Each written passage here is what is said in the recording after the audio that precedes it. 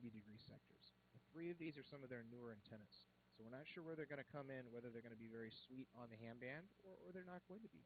We found with the omnidirectional antennas, the 5G omnidirectional, that it is a very high gain antenna, and it's right on the ham spectrum, which makes it ideal. So we found that if you're right on the same plane as the antenna, we're talking within 5 degrees of physical space, if not narrower. Now these also have a down tilt. You have got a sweet signal at it. You could point a dish at it from. I mean, we're literally talking from Berkeley all the way over to San Bruno. Check that out. All the way across the bay, and it's right in there in that field of radiation pattern. But you start getting off axis, and some people have even found these where they're like, "Oh, we'll put it at our repeater site," and then they go down to the city that's 20 degrees below the hill, and they point a signal at it. I mean, they point a dish back at it. It's like, I can't hear my antenna. It's like, well, you've got to be real. You're really playing a game with these radiation patterns, and that's so the case with some of the microtech dishes as well as the Ubiquiti. I've really enjoyed these microtechs. There's the larger XL version, and then there's a slightly smaller, about 400 millimeter diameter dish, and those are about 25 and 24.5 gain dishes, and those are medium size. They're not super big. They're not a foot and a half. They're about a foot. So if you're talking about needing to disguise something, that's really good. 2.4 gigahertz. So this apparently Ubiquiti's only got.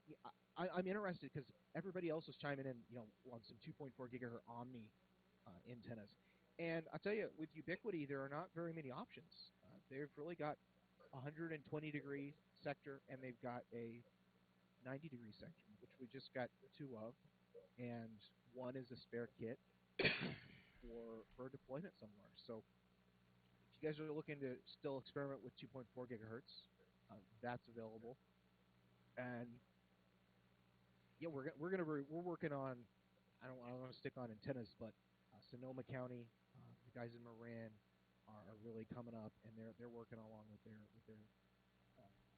sheriff and on a backbone. So out of 4 Cs. It's good to hear that they're becoming active too. They've been running around the last week with these smaller nanostation.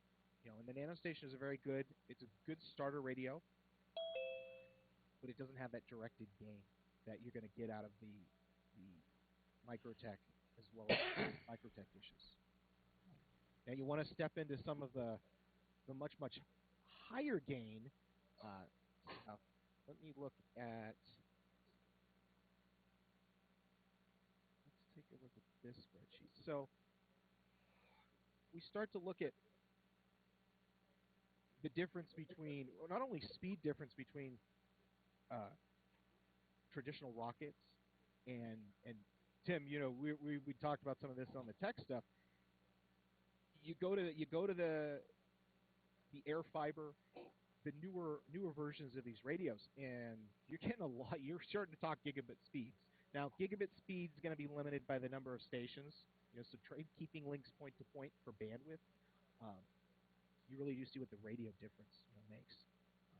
What the antenna gain really does for the link margin, so the radios can ramp up speed versus a lower link margin, where you're talking very wide sectors, nanostation style things, nanostation.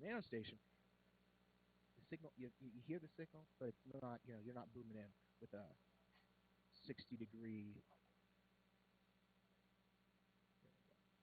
Here's something to take a look at. So when you Ubiquiti makes a 34 dB and a 30 dB and actually a 37 dB. I mean, the thing is 3 feet up, but it's 37 dB. But if you're really talking about going 50, 100 kilometers, which 5 gigahertz will, and also paying the money for that. But to tell you the truth, we're not actively pursuing anything over 30 dB as far as an antenna goes, and I think there's for the distance that most of our links, within our cities, within the distance off of Mount Diablo into some of the hubs, there's absolutely no reason for that much of antenna. Did anybody have any antennas that they were?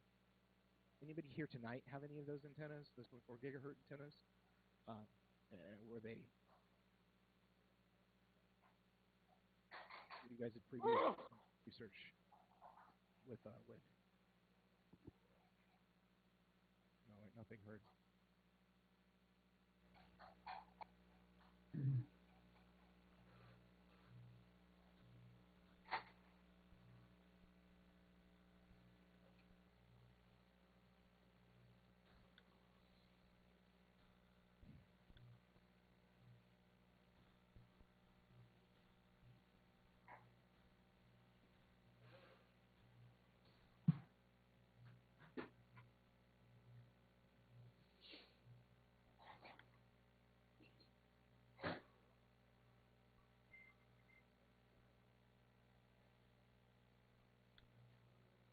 Hello, Klaus.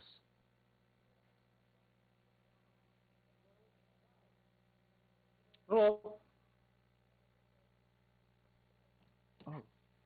I wanted to update or Jim K6SOE. Well, Go ahead. I was just gonna say I have a new weather station for North Peak and some air quality sensor, air sensor, air monitoring, air quality sensors. That's right. Yeah.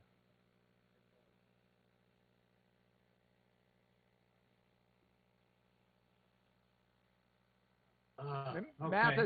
Matheson, quickly.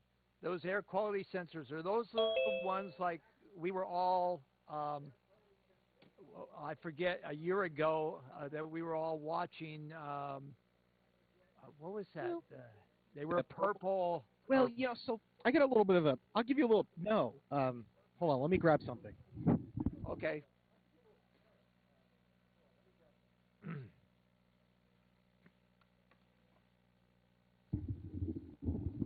Oh, he grabbed it all right. No. Oh, yeah.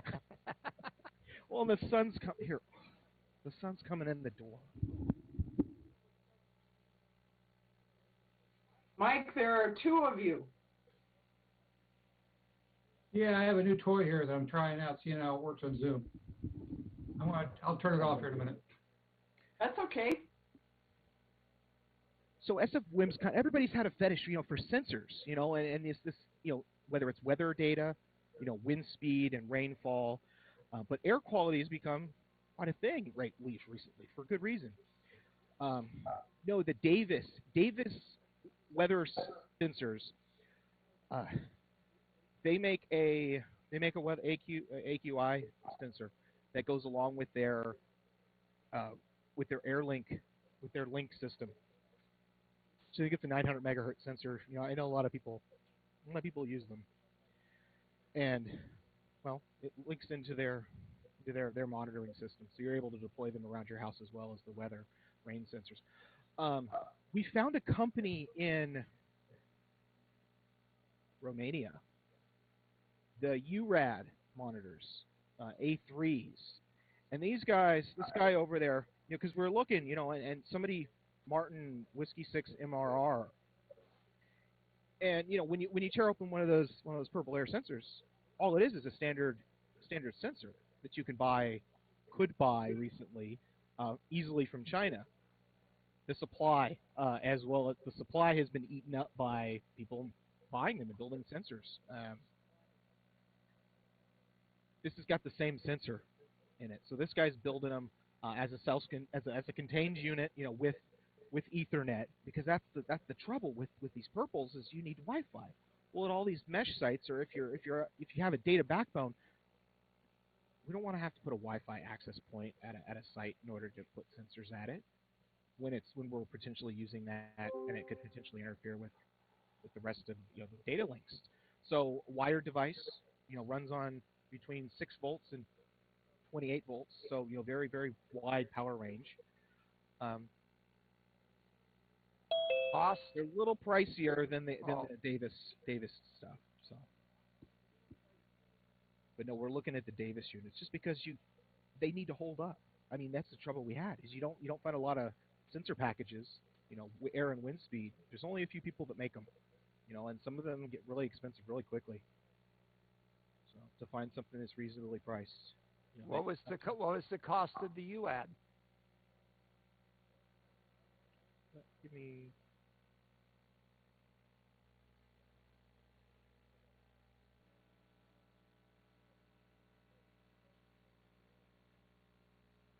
Get back to this. It's the Air Link, and this is the Air Link Professional Air Quality Sensor, and that is separate from the Vantage Pro 2, which is one of their rain and wind humidity sensors kits, and they come with consoles or they don't come with consoles. But you can go with the WeatherLink unit, and aside from that, the WeatherLink Live is a separate little device that reports, so you can hook that to your wired connection or via Wi-Fi to your house, to your home Wi-Fi, and it has a path to the internet to report to the Weather Underground. But the most important thing is that the API is open source. Is that Purple Air is you're buying a subscription-based system. You don't have any access to retrieve that data as you so please, and integrate it with your own home, with your home automation system, or even report it openly to the internet. I mean, you're stuck into their reporting needs. With the URAD devices, with the Davis systems, you do have access to that API to be able to get that data and use it for your own instead of just paying somebody to take care of it for you, which is something some people like. Others don't like that model of paying subscription based and not being able to really access the data off the device. I want to welcome some new people who just clocked in, if you will. I see we have Mr. Loomer, and I see we have, Barry, you came in a little bit earlier. It's nice to see you. So, Barry, you moved, right? If I understand correctly, you're over more on the coast now, like Aptos or some place there, SoCal? I am in Simi Valley. So Simi Valley is about... Oh, it's beautiful. That's a beautiful place. It's very nice. We came down because the two grandkids are starting to grow up, and wife wants to be near them, and I want to be near them. So we came down. We still have the house in Walnut Creek, so kind of go back and forth occasionally, but we'll be down here for a while until they're big enough so they don't need grandma and grandpa anymore. Well, they always need grandmas and grandpas. You know that. That never stops. Bradley, Larry, I got to step away for just a couple, 3 minutes. If you could watch the participants list. Yeah. Yep. I'll be back in just a couple minutes. Wiley, did he click out and then come back in? I don't see Wiley. Yeah, he's been admitted twice. Apparently, he's having trouble getting in. He's been there he joining is, down status at the here bottom. for about He's down 15, at the 20, bottom. 30 seconds now. Yeah, but he also shows that he was trying to come in on another device. Yeah. So that's okay. There we go. So Wiley? Yeah. Hi. How many devices you're trying to get in on tonight? Well, I'm trying to join on my. I was trying to join on my laptop as well as my phone, but it appears that since I had that side breakout meeting that I posted about running, that caused some problems for my laptop. So everything's cool now. Okay. All right. Except for the sound. Yeah, I know. I need to cancel out this meeting. There we go. An echo. Yeah. Echo. You got an echo. Didn't sound like an echo. It just sounded like two sources of audio. That was an echo. Delay. Oh. Well, he's got the one on the bottom that's got a yellow thing, and then there's dressed in orange. 6.6 milliseconds. There. There you go. And good evening, Klaus. It's good to see you. Hello. Good to see you. And we got somebody by the name of Stream. I don't know if it's cold water or warm water or Rocky Stream or what that is. I don't know who that is. That's the YouTube stream. Jetstream. That's a YouTube. And YouTube stream. HD stream. Okay. I'm back. Are you back now? I am back. Okay. So both mics have been made co-hosts. So Micah, W6MEW, will you be able to serve as a co-host there? Yeah, I didn't know what kind of device you were using because I know you're you're visiting. Yeah, I figured he was on a tablet, so I didn't ask him. Yeah, no, He's also muted. He's muted, but in the long run, that's for the best. So what is it, Mike, with you? How many birthdays going on right now this month? I don't know if you want me to unmute because it's loud. There's 5 grandchildren, my wife, and daughter-in-law and son, all in May. Oh, really? So when you're buying birthday presents, can you slip one in for me? I'll send you the radio I'm looking for. I think you're having a connectivity problem there. Jan, I went ahead and set you up as a co-host as well. Okay, sounds good. So N6 JGA, he'll be we'll call it primary co-host, and then it'll fall to you if something happens there. As digital media chair, we'll let him do the co-hosting because figure he can figure out any troubles. So, and as normal, I periodically have problems with my computer. All of a sudden decides to just quit on me, and it's not ransomware, so I don't have to pay like the $4.4 million like they had to do with the Colonial Pipeline. Hey, Larry. Yeah, for $10,000, I'll take care of it for you. Well, you're going to have to pay the $20,000 that I just paid for the contract on your life. Think you can cover that too? Listen, man, if you paid $20,000 for mine, you paid way too much. Hey, we got a handout from Mary. What you got, Mary? I was just wondering, Larry, is I haven't uploaded the list of the members, and I just wondered if we only have the one from last year. So far, that's true. Okay. John's working on that one, Mary. I'm glad you brought that up. Okay. And the second thing is that I'm still getting messages from a lot of people that go through Groups.io, and then they say thanks, and everybody gets the messages, and I have, from all the things I get from MDARC, which I enjoy reading, there are a lot of them that people just aren't aware that it goes to everybody.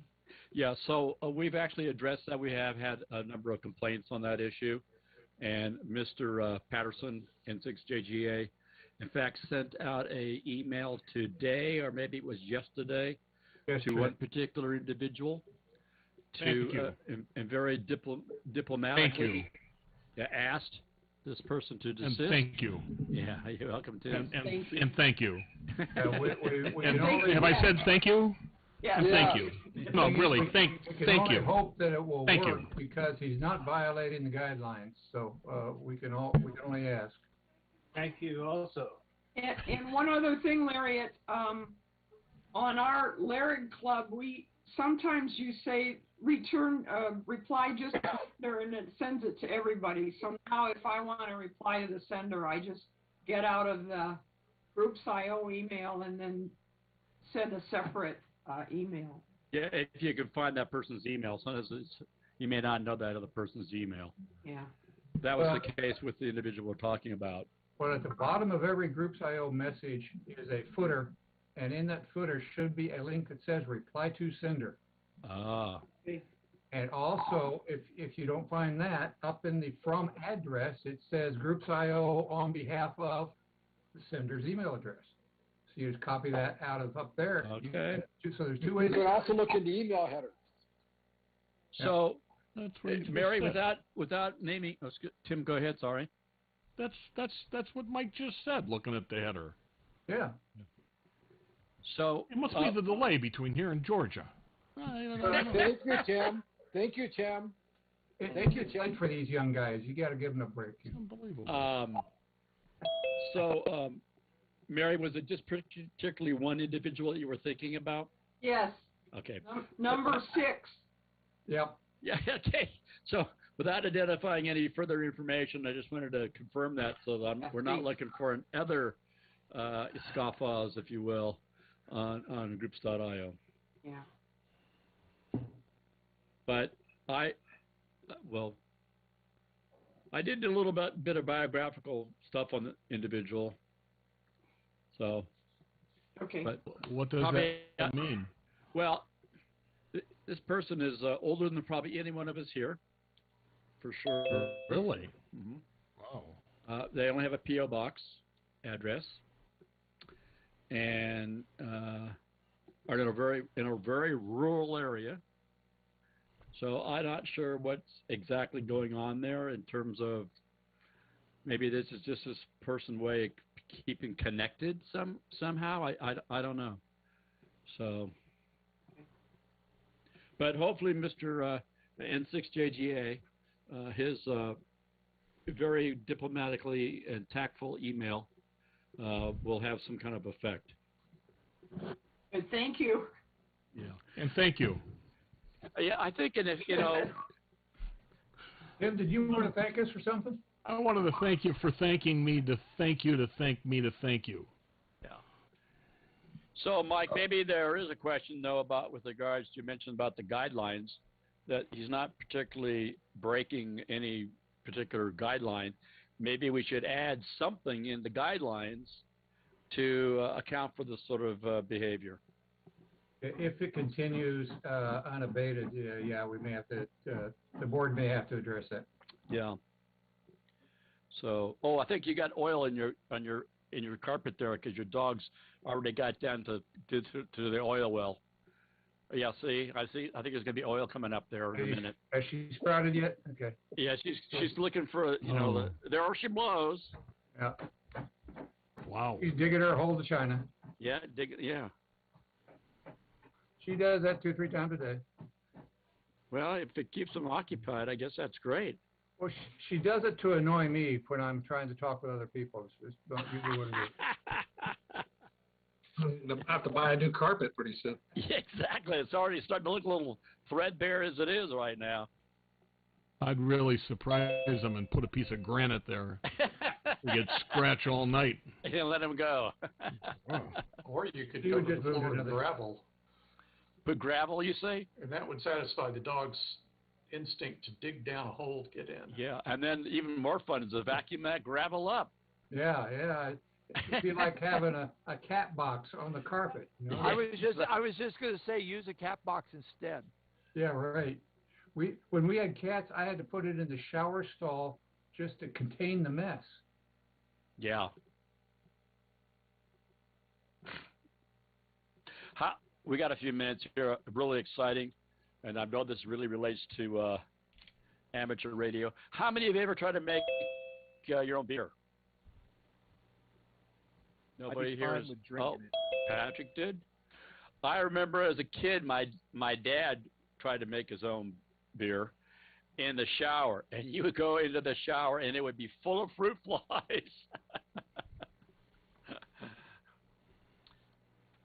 Yeah, and the beer. Of course, I was very young, but that beer tasted terrible.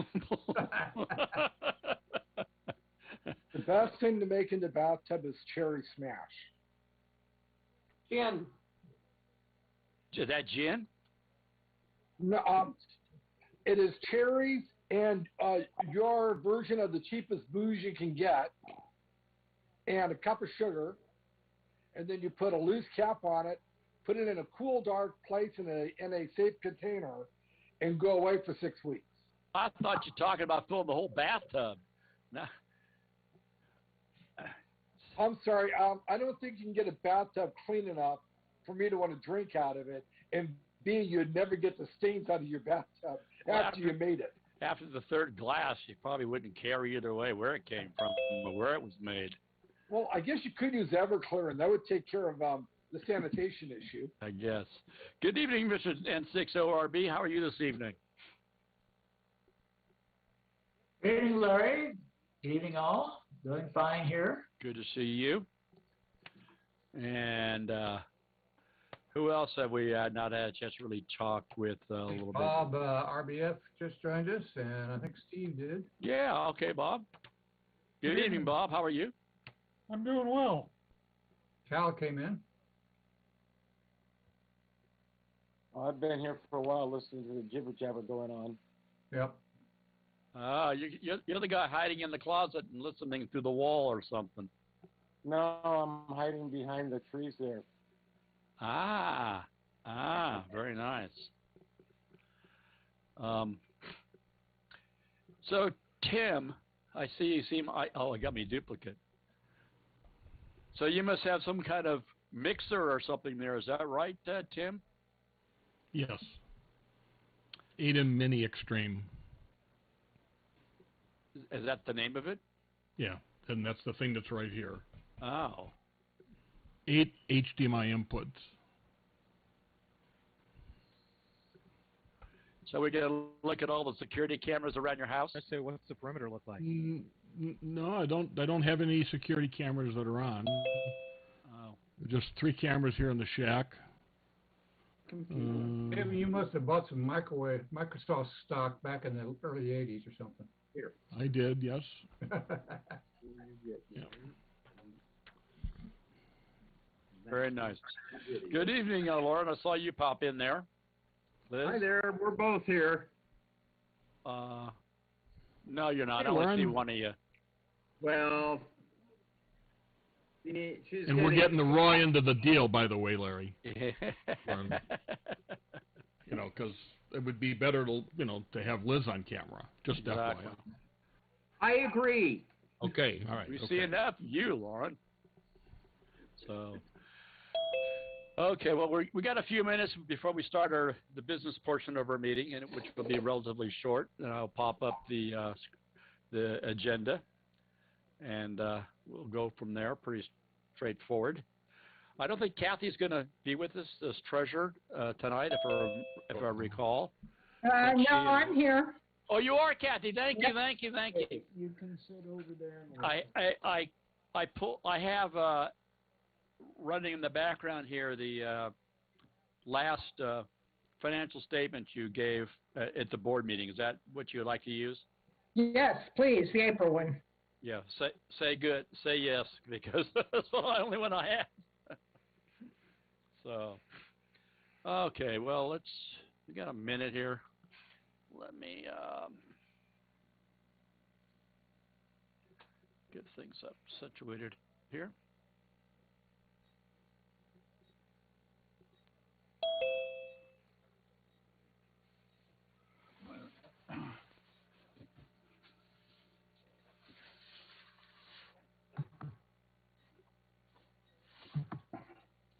Well, we have as many people on the meeting tonight as we use on our course, our general licensing course.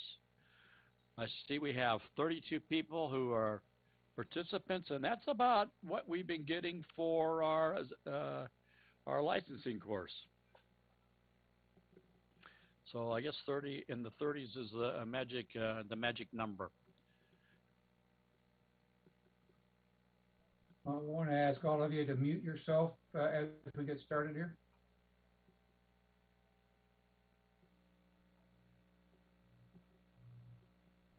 Did it share? Are we not sharing here? Are you You're seeing sharing. you see the agenda? Yep. Okay. It didn't have the green outline around it, so I wasn't sure what was going on there. So anyway, this is the agenda for tonight, and as you have seen it as in prior general membership meetings,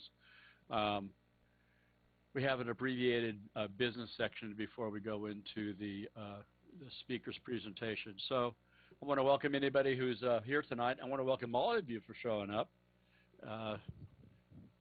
And I want to acknowledge any new members. If you're a new member, can you raise your hand or give some kind of indication that you're a new member? We want to particularly welcome you. And any visitors tonight? Mike is not a new member, MEW. MEW's not a new member? Well, he raised his hand when you asked him. Oh, he's probably talking to one of his family members. And so we do want to let you know that the membership is certainly invited to attend the board meeting. And the next board meeting is on June the 7th. And certainly invited to attend there. It starts around 6:30 in the evening, just as a 30 minutes before we start our business portion. And, come on and join us. We always are looking for input from the membership. So approval of the minutes from last meeting, that would be for the last general meeting. Are there any objections to the approval of those minutes? Hearing none, we'll consider them to be approved. Moving on to the officers' reports. I don't have, as club president, I do not have anything to report at this time. So I'm going to defer to Jan. And Jan, do you need me to drop my agenda down? All right. So as far as memberships, I kind of finalizing. Not memberships, Jan. Well, Vice President. Okay. Yeah. Okay. So so this is the presentation time already. I'm kind of surprised. No, we're not. No, we're back to the Vice President under officers' reports. So okay. We're right. We're right here, Jan. Okay, I have nothing to report. Okay, thank you. Brian? No report from me either. Okay, so I will pull up something here for the treasurer's report. All right, so Kathy, for the treasurer's report. All right, this is a report for the month of April. As you can see, the MDARC checking account, we had income of $4,032.08. Our expenses were $2,124.30. And so a monthly total, we had a surplus of $1,907.78. So between the checking and the savings account, our balance is $71,051.73. The equipment self-insurance fund is $58,183.64. And the Pacificon balance is $14,420.59. So our total assets as of the end of April is $143,655.96. Are there any questions?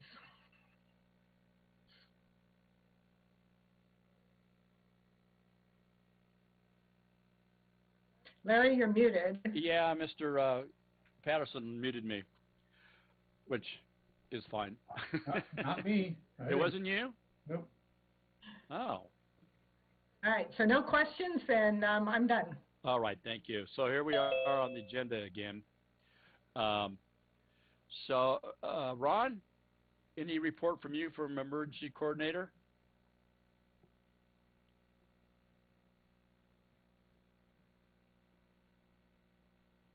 Kathy, is Ron there? He's having technical difficulties, but he says no, he has no report. Okay, all right, thank you. Thank you. So looking at the standing reports from the committee chairs, the only one that I've really identified at this point would be for Field Day, coming up at the latter part of June. So Mr. Loomer is going to have some words to say to that effect. So, Mr. Loomer, I will stop my screen share. Do you need, are you going to be showing anything on screen share? Not at this time, no. Okay. I'll still thank you for the offer. Yeah. I'll just leave it, there we go.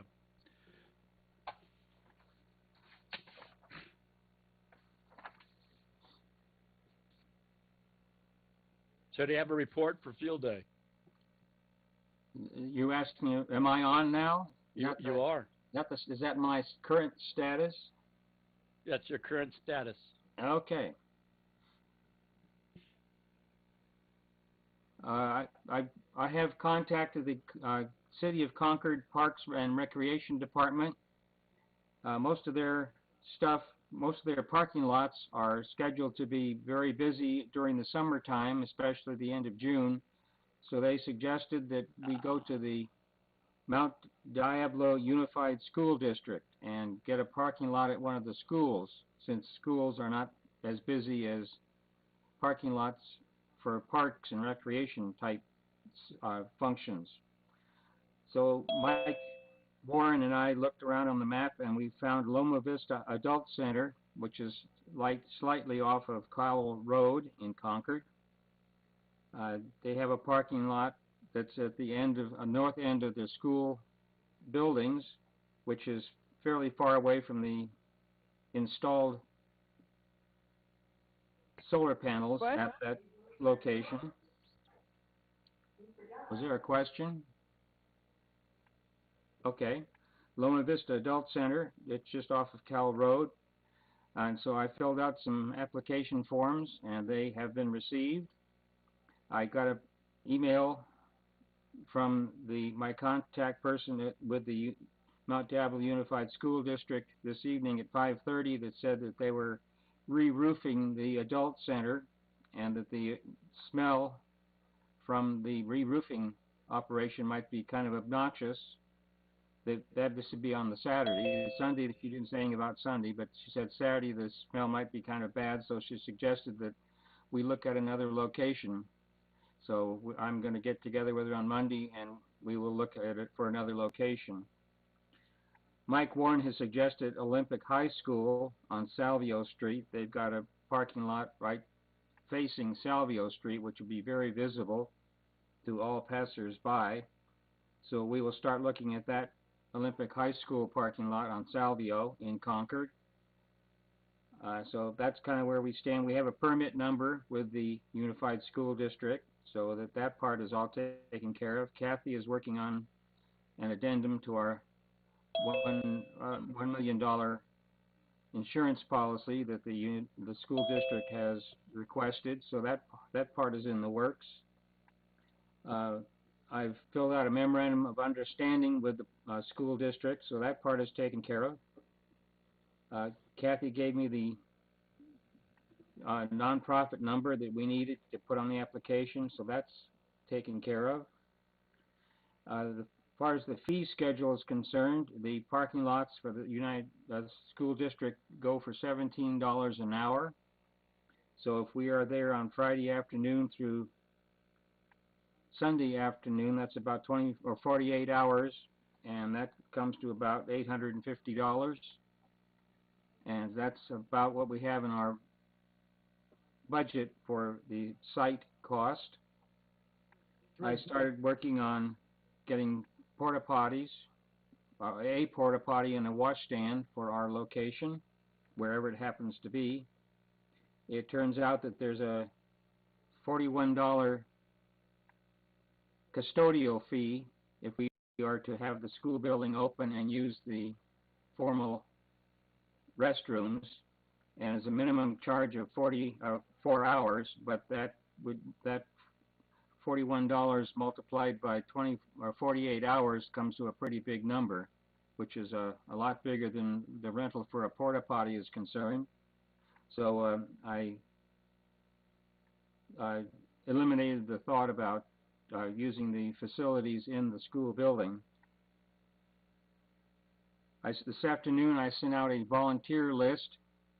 The list was approximately what we did for the 2019 field day. I listed all the activities that are contemplated for 2021, hoping that the governor will open things up on June 15th, like the news reports say they are going to be open. So we should be just largely open for normal outside activities. The thought there is that those that are unvaccinated will still need to wear masks. So I'm not sure how we'll identify those people, if any. So I sent out a list to all the people on the MDARC Groups IO asking for volunteers for the field day activities. Did anybody get that particular email? Thank you. I can take questions now on those activities that I've requested volunteers for, or you can email your questions to me on the email that's listed on that particular email that transmitted out the activities for field day. That's about all I have right now. Are there any questions so far on what I've come up with for field day in my report?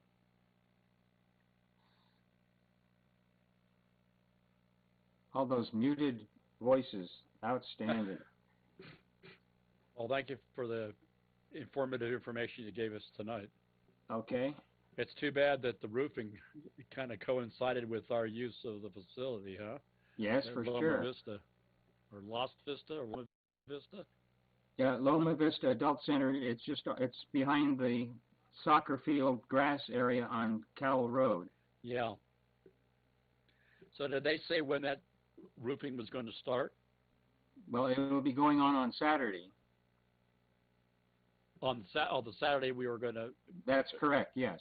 Yeah, not starting Saturday, like this upcoming Saturday and going on for a month or something like that.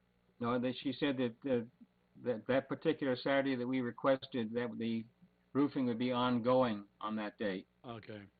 Probably not on Sunday, but Saturday is kind of our long day and big day. Any other questions? I don't see any hands coming up, Larry, so thank you very much. You're welcome. So I will do a quick screen share here of what we have for the agenda. So was there anybody, before I move to the next point on the agenda, was there anything in the agenda that you would like to ask a question of any of the other chairpersons or coordinators in this list that had not identified for them to make a report? Okay, hearing none, I have no unfinished business or new business. And so I will take a motion to adjourn tonight's business meeting. Make a motion we adjourn the business meeting. Do I hear a second? Second. Any opposed? Hearing no opposed, then we are closed at 7:14 for the business portion of tonight. So I am going to pass it on to you, Jan, if you would, to introduce our speaker, and I will stop our screen share here to make it available for our speaker. Yes, so good evening, everybody. Tonight's presentation is on Walnut Creek CERT Winling Test System. CERT is Community Emergency Response Teams. And the speaker is John K9 ONR. He has 55 plus years background in communications, telephonic computing, computer operations, Unix, software support, organic farming, and organic inspections. Wow, okay. My wife, Colleen, so his wife, Colleen, and Red Cross External Affairs, is the Red Cross External Affairs Rep for Pleasant Hill. Finally retired. John finally retired in 2020 after graduating several times. First time he was licensed in 2012 as KJ 6 PAP, now his general class, and he graduated from CERT after 10 years. So John, the floor is yours. Thank you all very, very much. Do you have me set up for screen share? I guess we will try it and see. That's Larry's business. I think he did. All right, hang on just a second, and we'll get ourselves going here.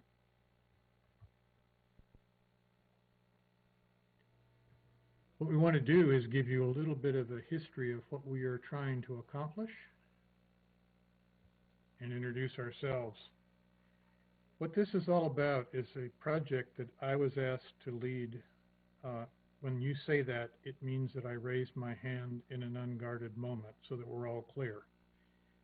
We were trying to figure out how to change a manual process to a mechanized one. So this is all about VHF WinLink and some of the trials and tribulations we had on our way to getting to WinLink. But this is a CERT system, and we will talk a little bit more about that. So I'm going to ask you, if we get into detailed questions, to please use the chat window. And Mike, if you would print the chat for us so we make sure we don't miss anybody's questions and we can give it the proper thought and response that you all deserve. This is a little bit different view of WinLink than perhaps you've seen. So we have to tell you a little bit about how CERT is arranged, and we have to introduce you to a new acronym. It was my experience that you cannot create a group in CERT unless you bring your own acronym along with you. So CERO are the CERT EOC radio operators. I started the project with K6OZZ Mark Birch, who is now living in Sparks, Nevada. And the two of us started CERO in 2013. And Sharky, Jim Turnbull, WW1ACE, is now the CERO lead. Mike Patterson is one of our CERO operators, and so is Jim Siemens. We have just lost. So we're on the lookout for new talent.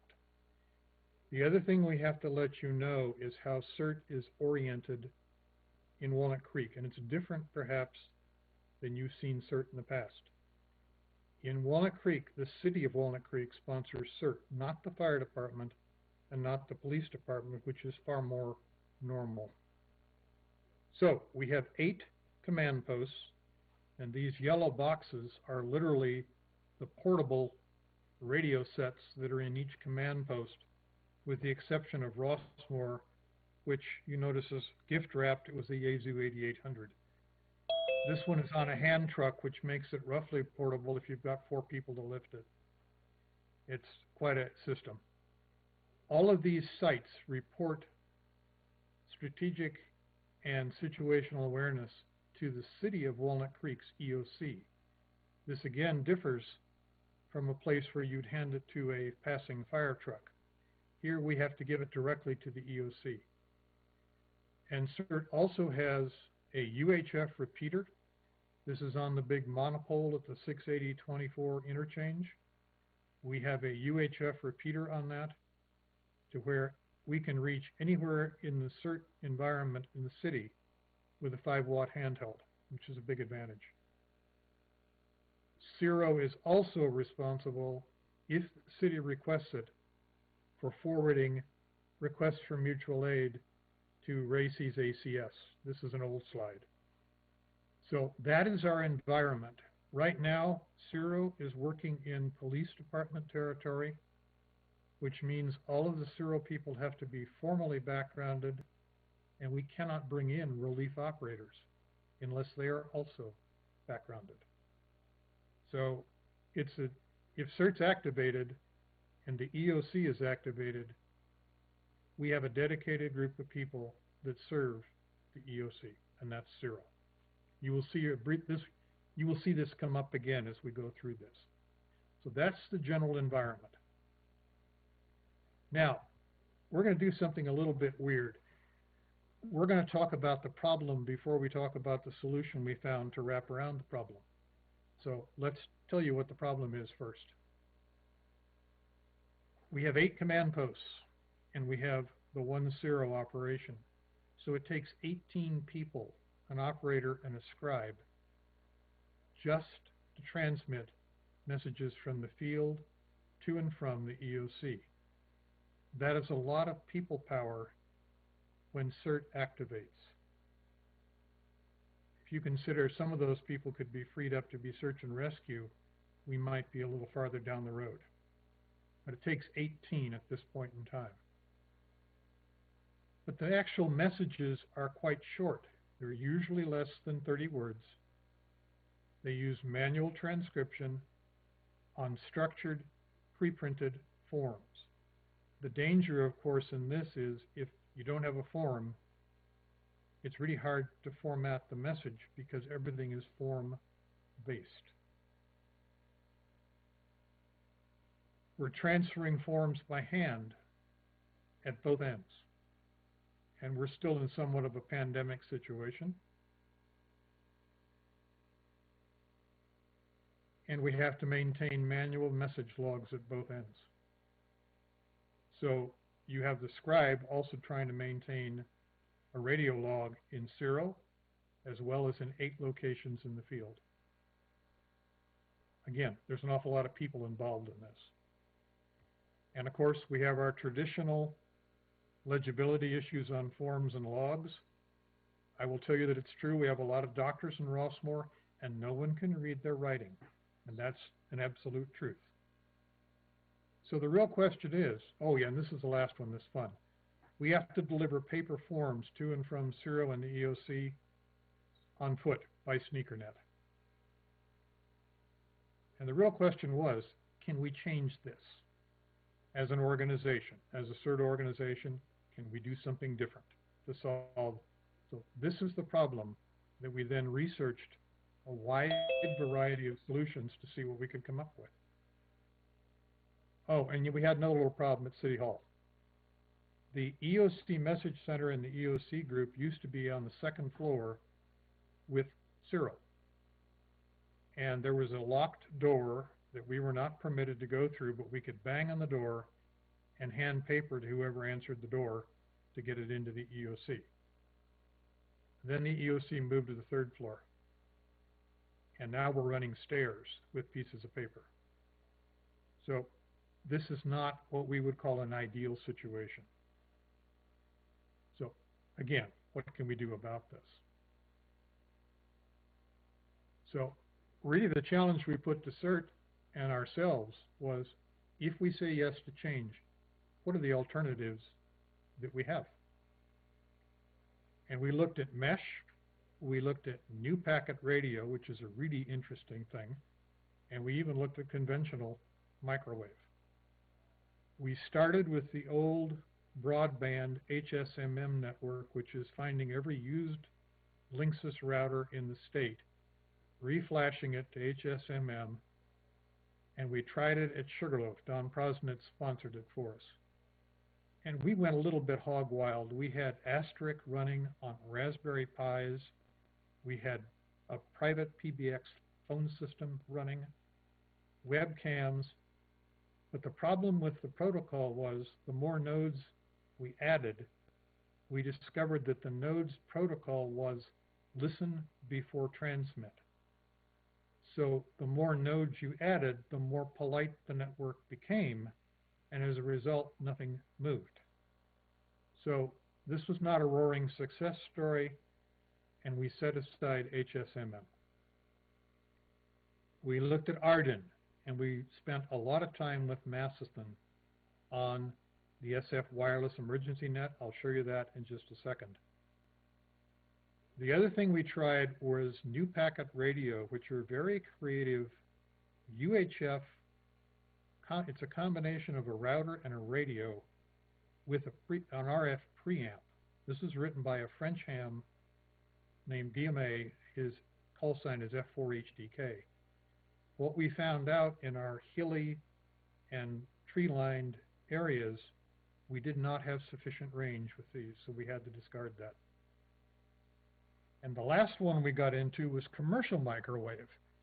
And Marcel Stieber is from Cupertino. And the reason that he ran commercial was his network has been up before Arden was created.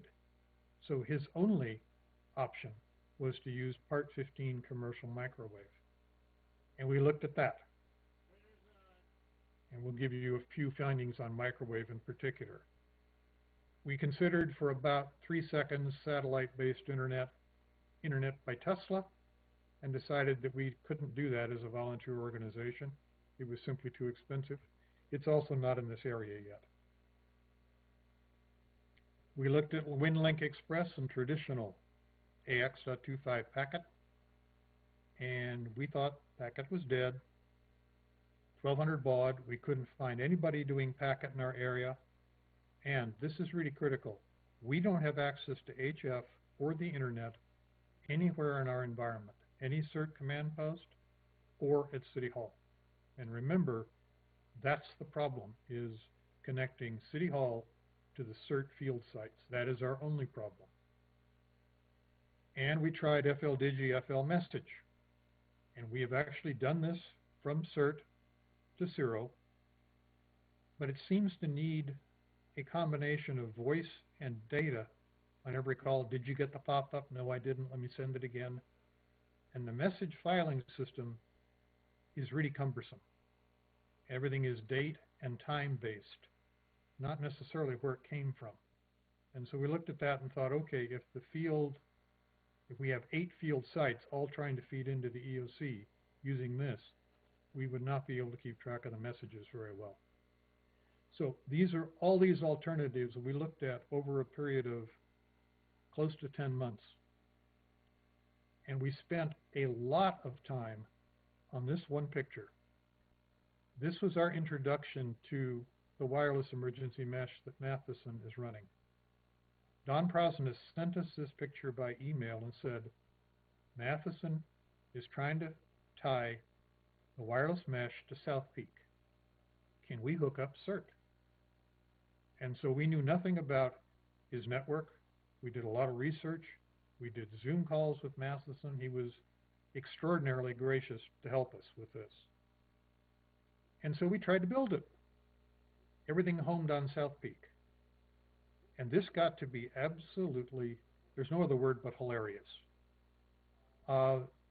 We could only reach the homes, this command post is in a park in the center of Walnut Creek. And the only way you can reach it is by shooting directly across the top of all the buildings in Walnut Creek from the Buena Vista command post. So we were at the point of considering asking the neighbors to leave the drapes open, perhaps move the couch so you didn't sit right there. Mike had the best idea. He said, let's put a 1500 watt linear at each end and we won't need to call Davy Tree Service. And that was something we looked at. Our biggest problem is that the CERT command posts are buried at the bottom of valleys. They're behind buildings. They are out of sight. Part of that is a not in my backyard situation, and part of that is for security. And it was just about impossible to figure out how to get all these sites connected. There's a 300-foot difference between the EOC roof and John Muir that we would have to account for, if we could even get permission to put an antenna on John Muir. And we looked at it and looked at it, and we were not in the position of trying to figure out how to build towers. We had no backbone to focus our attention on.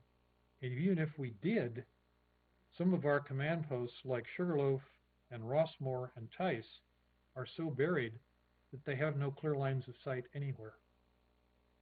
So we looked at this and looked at this, and the general consensus was it isn't realistic for our volunteer group to try to figure out how to tie this all together on mesh at this point in time. It is a completely elegant solution, but we can't figure out how to do it for just CERT. And we were asked to only look, can we tie CERT together? not build a backbone. So we said, okay, we probably spent at least 3 months on mesh. So we thought, okay, let's look at WinLink again. And this is the traditional approach to WinLink, where you have users at the bottom of the screen, and they connect through a variety of radio types and transmission protocols to a thing called a remote message server.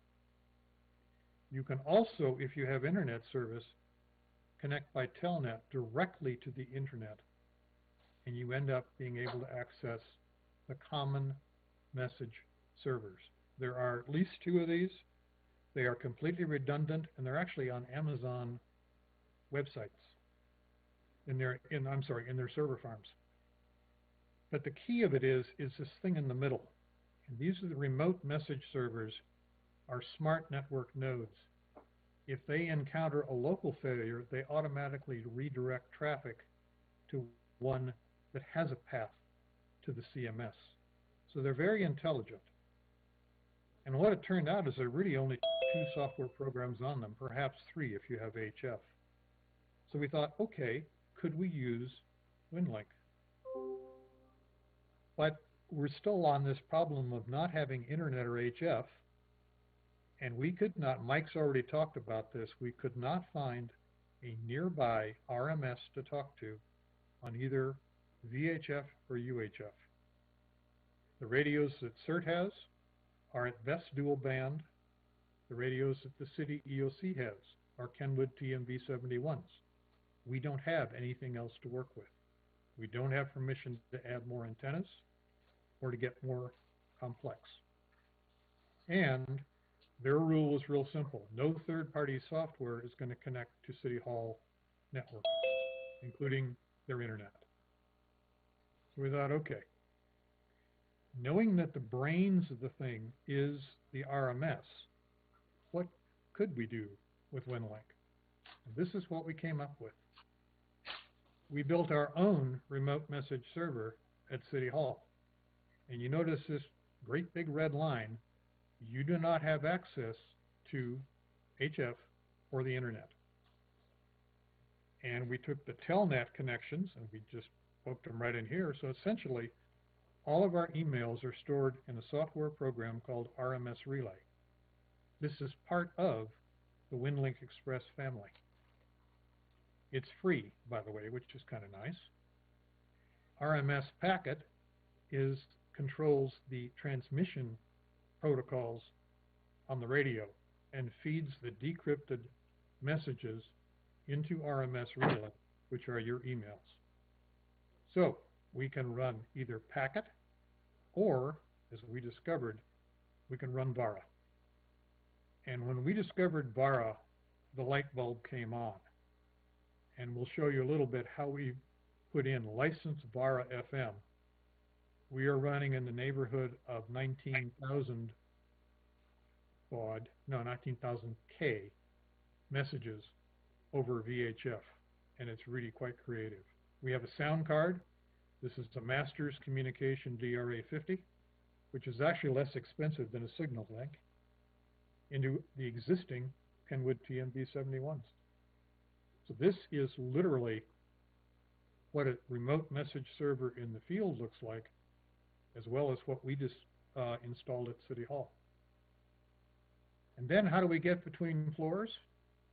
It turns out that the IT director of City of Walnut Creek is a ham. And he went to a CERT ham cram because he was so impressed with seeing how the CERT and the serial operators managed traffic in the middle of a tabletop. He went and got his ticket. And now he wants all of his IT people to go through Sharkey's ham cram and license class. So he asked us, what do you need? And we said, we just need to get between the second and the third floor. And there was a bit of a pause, and he said, that's all you need? And we said, yes, sir. Now, understand, this has been a 10-year problem. So this was like the lights went on. He built us an Ethernet patch between 2 floors. And we were allowed to put in unmanaged Ethernet switches because we're not part of the Walnut Creek City Hall network. So we're allowed to do things because all it is a patch between floors. So all of a sudden, we have a terminal in the EOC itself, and a terminal for the CERT liaison, and a terminal for serial. And all it is LAN cables, Ethernet cables, plugged into a computer. So we solved the sneakernet problem between floors. And now you can present email directly from the field to and from the EOC. And by the way, it's not exactly a very big thing. This is the whole RMS. Kenwood TMV71 is here. We already had that. The DRA card is this little red box. It's a 3D printed box with the card inside. And this is a mini PC, which is $300 at Amazon. It's a Windows 10 Pro, 8 gig of memory, 120 gig SSD. Oh, and by the way, it's 12 volt powered. And the display is 12 volt powered. And all of a sudden, you have a portable radio set that can go in the field. You know it's portable because it has handles. You know that's part of the deal. But what this allows you to do is to see what Windows and sound card things have come down to. This whole thing fit. The computer is a little bit larger than a signal link, if that gives you an idea. You can see the mic here. You're getting a rough idea of the size of it. This is a DRA 50. It's less expensive than signal link. It's a USB on one side going to the computer, a 6-pin round mini DIN, the Cantronics format. And the reason we chose this is I can take this card and plug it into my Yaesu FTM400, and a Linko DR135, a Kenwood TMV71, and I change nothing because they all have rear data jacks. So this one card works for a whole bunch of radios. We don't have custom mic cables. We're not running through mic jacks, which automatically lower your speed, by the way. So the whole thing fits in a single file cabinet drawer. This was our existing drawer that has 2 radios, 2 power supplies, a computer, a display, an Ethernet switch. This is what you can do with modern gear. This was the day of the installation is when we first fixed this up. And incidentally, the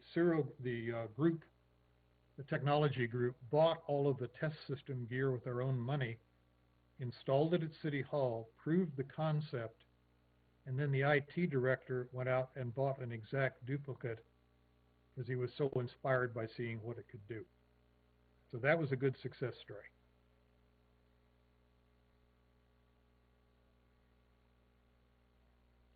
And of course, if you pick the right Windows PC, everything in the field in the CERT can be powered by 12 volts. And that's a big deal, and you just saw an example of what that might look like.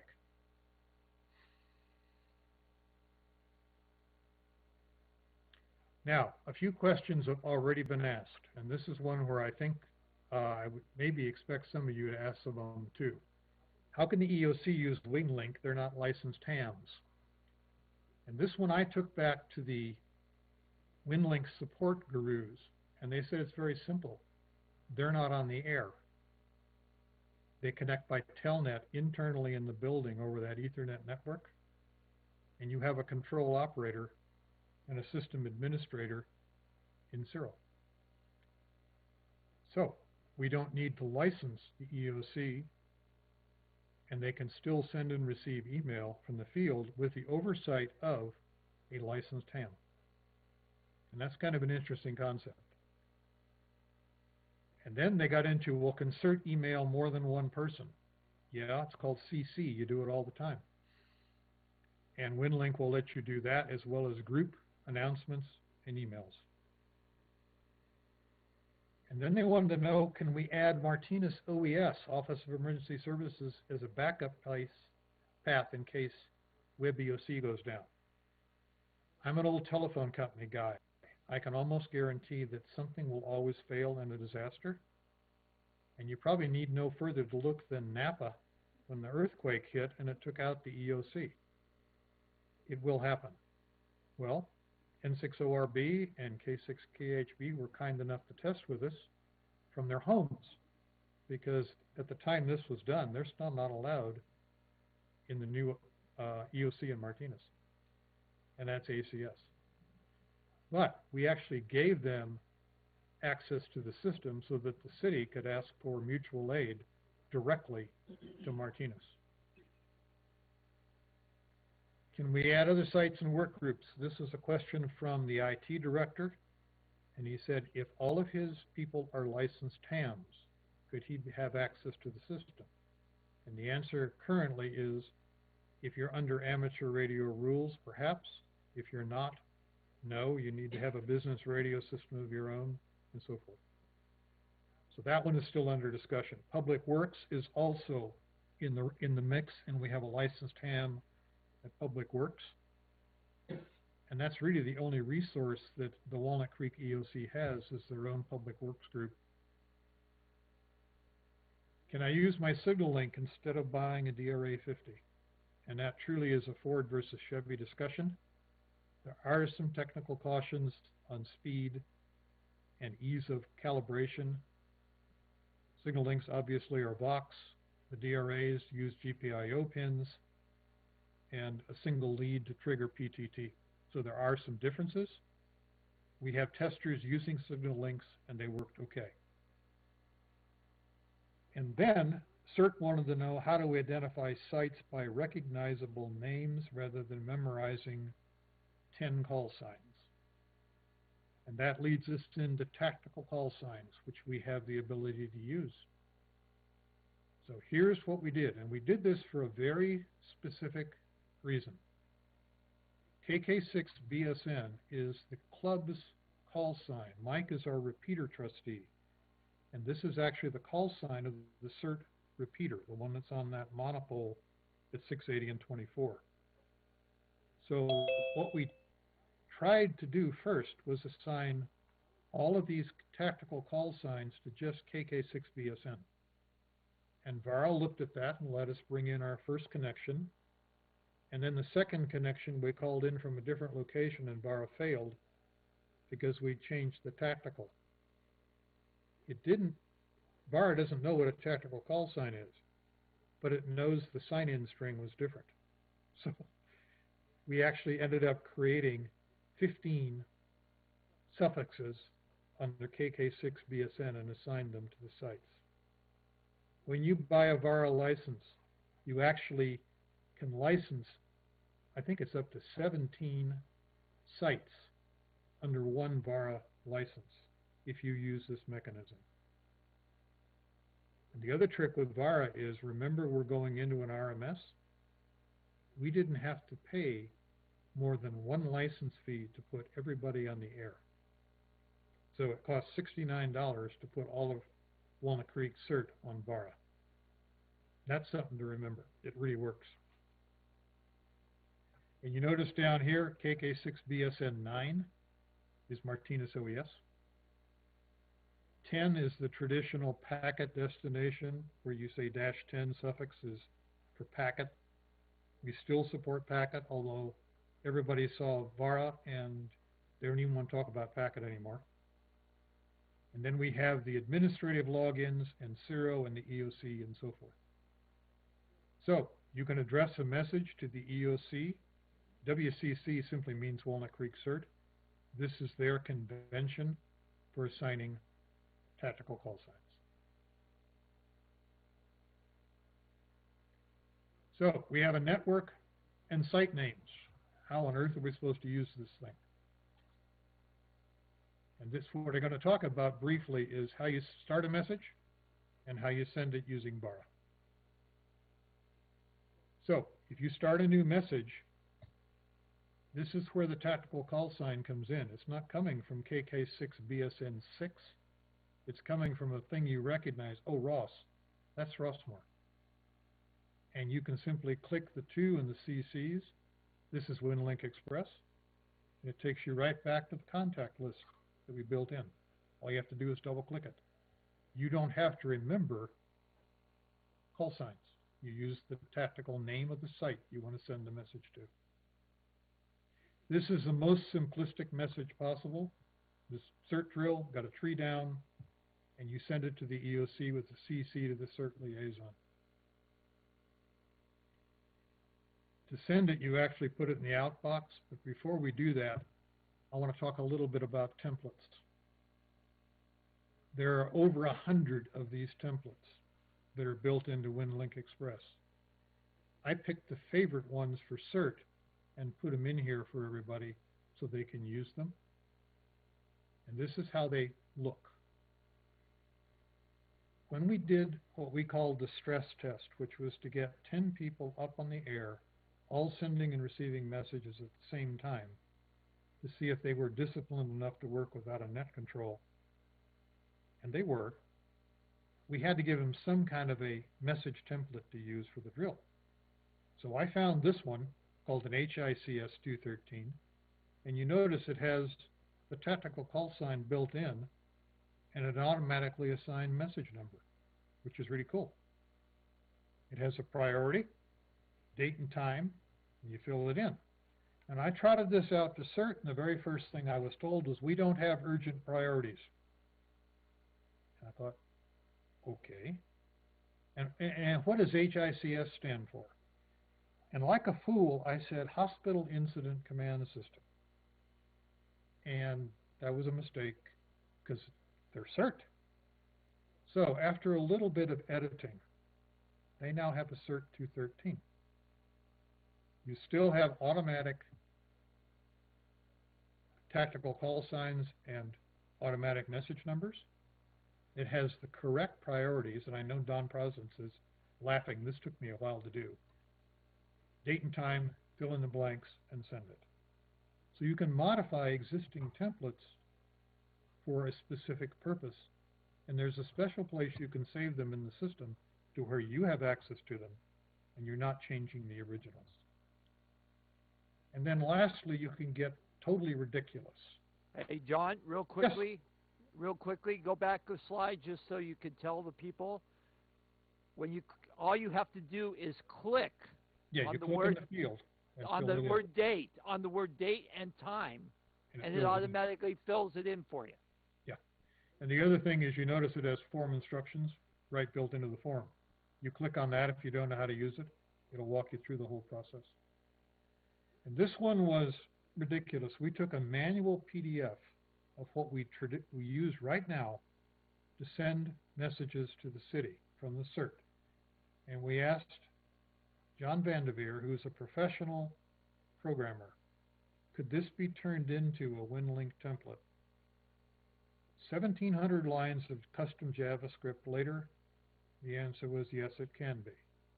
Now, realize this is a browser form, and you don't know what browser the people are using, which means you have to code around all of them, and that is not a small job to do. This, I think, took John about 2 weeks to get this thing built. And this is click, fill in the blanks, automatic message numbers. This is a drop-down box of each command post that identifies it.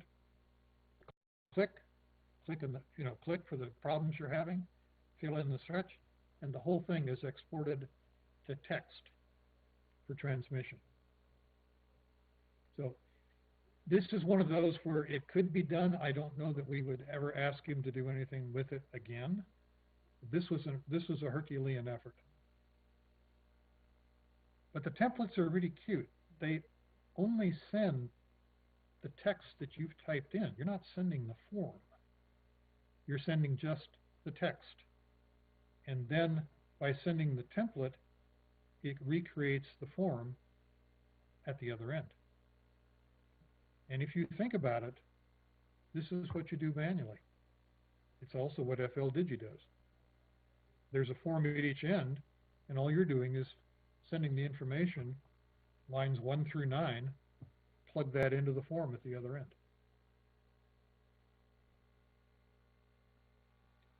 So now we've built the message, we're ready to send it. And here we open up a session, and this drop down, I'll show you on live how many there are. There's even satellite service. WinLink is used on sailboats in the middle of the Pacific Ocean to go to the Iridium satellite and send email. So this is a worldwide thing. All right, when you start VARA, it starts the TNC. You tell it to connect direct or digipeat. You tell what the name of the station is that you want to connect to. And you notice VARA does not have a suffix. It's KK6BSN. Packet is KK6BSN-10. If you want to go through a digipeater, you change the word direct to digipeat, and I could connect to KK6BSN via N6JGA. And there you have a choice of two of them. And it will bounce through both of them in order to get to KK6BSN. We are real fortunate in the sense that City Hall and all of our CERT command posts are all accessible on a single VHF frequency. So we're really fortunate that way. When you push start, you send receive with the server. And here it's very, very clear it's going to the network post office. Messages will be stored locally. We're not forwarding to CMS. We can't. We don't have HF or the internet service. You notice also that it identifies both the KK6 to BSN call sign as well as the tactical call sign in the message. It tells who's connecting to who. BSN is connecting to BSN6, and you send receive. And this then is straight email as far as the transmitting end and the receiving end are concerned. This is one critical point. WinLink doesn't push email. You need to open a session and check for messages. And we cannot automate on-air sessions because you'd have no idea if the frequency was busy or not. We can automate Telnet, and we do it for the EOC. They create a message. The moment they put it in the outbox, it's sent. They don't have to open sessions, but they're internal at City Hall. So it would be really, really nice to have cutesy little, you've got mail. Sorry, we can't do that on WinLink. This is the one that made everybody giggle. This is where we had scribes maintaining comms logs at both ends manually. This is done at a push of a button. And everything that you did, sent or received, is on that log on a specified period of time. It can be done for a single radio operator if you change. It has traceability, what forum was used, message numbers if you included them. That's a pretty good deal. And this, on one of them when we were doing our testing, this runs to 3 pages if you don't set the dates. By default, it does everything. So this is a huge help in the CERT environment in particular, as to all this gives us complete traceability of every message at both ends. All right, feeds and speeds, odds and ends. Okay. We tried UHF. WinLink doesn't care what radio you're using. It's a matter of the transmission protocol and your radio and how far you want to go. We had better luck with VHF than we did with UHF. And the real tiebreaker in this was discovering VARA FM and using the licensed speed. It is quick. And the other funny discussion we had was who controls simplex VHF data frequencies. ARL publishes the main 2-meter band plan. Anyone ever hear of the Northern California Packet Association? Been around since about the 1980s. Yeah, NARC. They have a NARC. The new one Jim Siemens was involved in this, NCDCC for D-Star Voice. The whole question is, who controls what frequency range? Packet Association thinks they control all data frequencies in all of the bands. And it costs $5 a year to join them. And they haven't really updated their documentation since about 2006. So I paid my $5, and we are on a data frequency that's been approved by NCPA. We do not interfere with NARC. We do not interfere with the D-Star folks. That's where I'm going to leave it. All right, Signal Link versus DRA. Two of our testers are using Signal Links, one through on an 857 with the data jack. The other is going through mic jacks on a Kenwood that's probably 15 years old. Everybody else of our testers was using DRA 50 cards.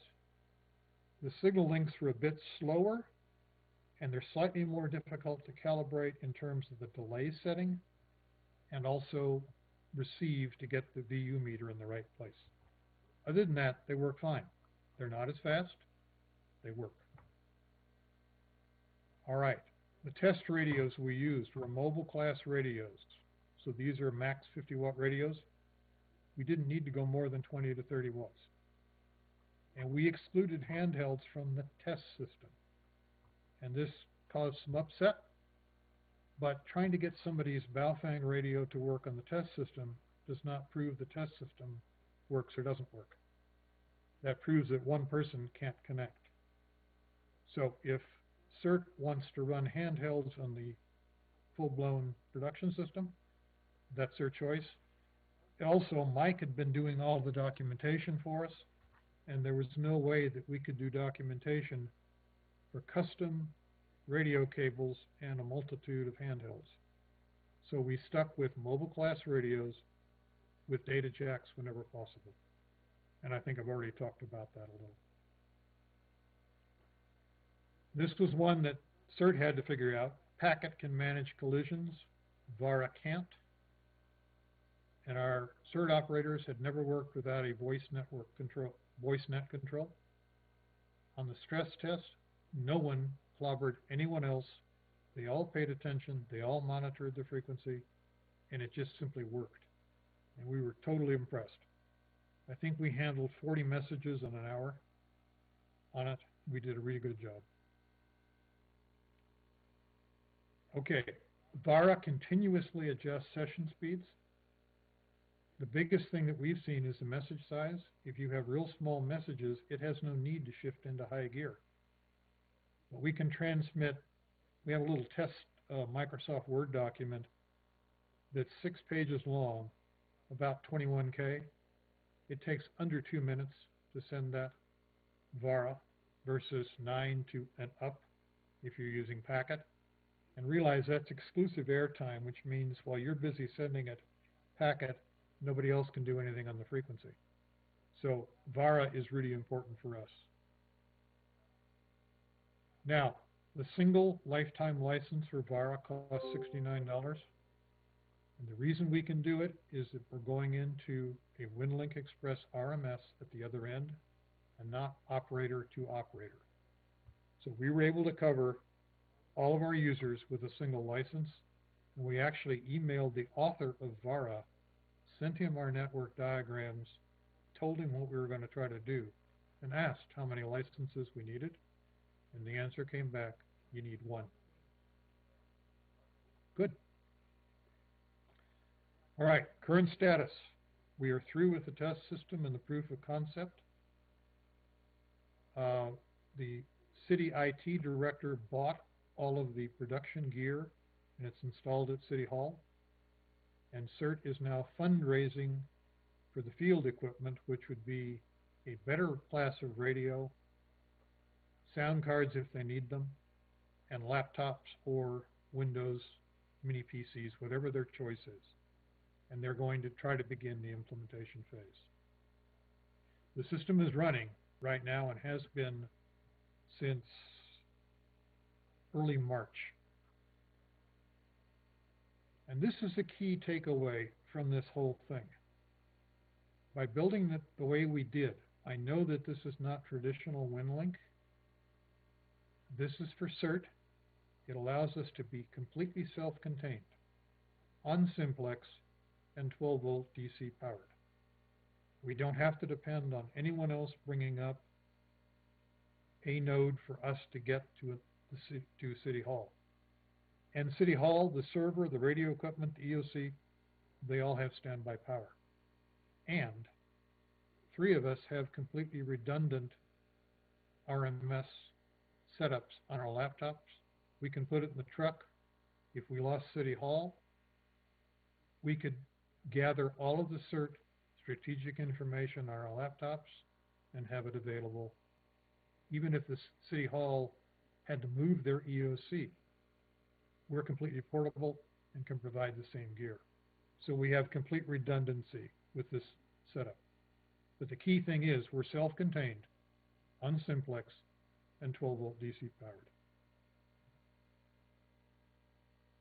Now, we built this for a very specific purpose. We built it for the experience level of our users. They are nowhere near the level of most of the people on this call. These are CERT folks that use HTs. Some of them have never even seen a mobile radio. And there are many, many other tools and solutions that could be used. So our charge is to you is explore and create more. Mesh is a wonderful tool. We couldn't figure out how to use it. That doesn't denigrate from it in any way, shape, or form. And these are the credits. So the SHAMS New Technology Subcommittee is John Trinidad, Mike Patterson, and Sharky Turnbull. And you can see what the various roles that we played. I want to pay particular attention to the disciplinarian role played by Mr. Patterson. And this includes grammar correction on presentations. And we were aided and abetted by some really wonderful people. Thomas Noel is a WinLink development team member, lives in Bandon, Oregon. He and I are on speed dial together, and he has been instrumental in helping us do this slightly strange configuration. Don Prosnitz basically closed his eyes a number of times and said, go ahead. And that's what we needed to hear, and we did. Ray Lamb is a fellow ham, and he's been extraordinarily helpful to us in the IT director. Kevin Custer, Masters Communications, maker of the DRA. We didn't get any vendor-supplied gear. We bought it all with our own money. But his advice was critical in helping us get this thing to working.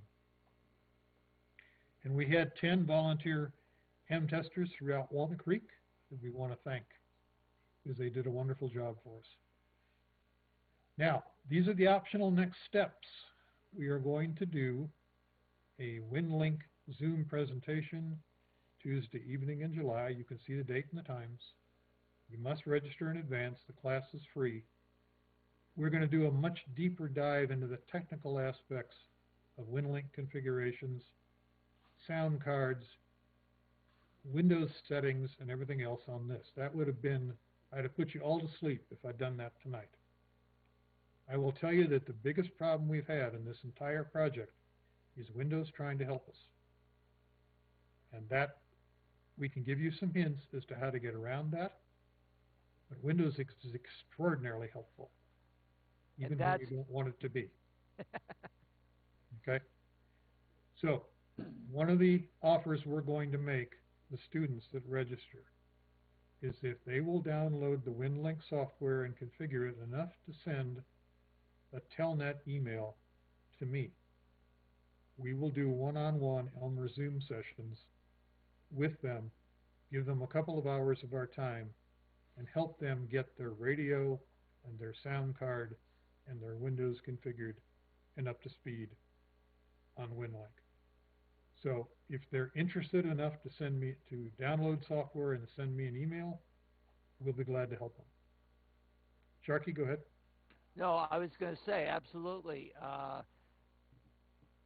Again, as John said, Windows can be a royal pain in the rear on a few things, and once you go, oh yeah, I have to go look at that, it works like a charm.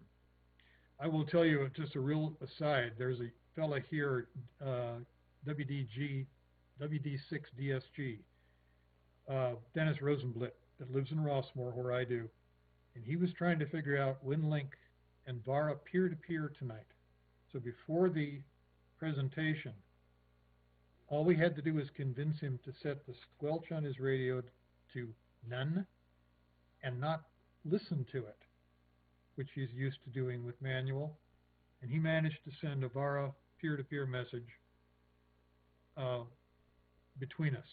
Now, peer-to-peer is about as sophisticated as trying to do FLDigi on WinLink. The big thing we're doing here is the ability to send and store emails and have a central repository and a complete record at both ends. So I would like to throw this open to questions. If you want to write them, I'll be glad to respond in email. If you simply want to talk your way through it, I'm happy to entertain that as well. We do have a bunch of questions in the chat. Yep, we do. I love it. Mike, Okay. Mike, it's Don.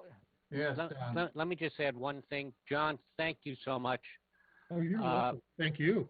I see a whole lot of questions in the chat, many of which we probably, or some at least, we can't answer yet. The goal in Walnut Creek was to prove the technical capability of it and that's what John and Mike and Sharkey and the others did just beautifully. Now comes the less exciting work of working through all the policies and procedures that we have to follow. How do we update the software? How do we, I saw a question, how do we get the message from the EOC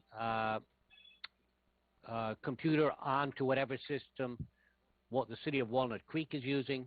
Do we have to give them paper, or can we? Those are all things to be worked out now that we've demonstrated the technical feasibility, and we'll do that over the next month or two. But I'm certainly, any questions like that would be very welcome, because I'm not sure we thought through all those problems. But those are procedural problems that I'm sure, I have confidence we'll be able to solve. So before we start taking questions, I want to just chime in here. We want to have some little, avoid any chaos and, have a little bit of organization here. So I'm going to ask Mike N6JGA to read the questions from the chat.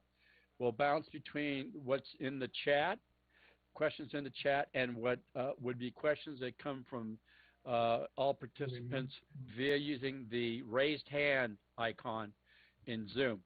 If you're sitting there throwing your hand around like this, we're going to ignore you.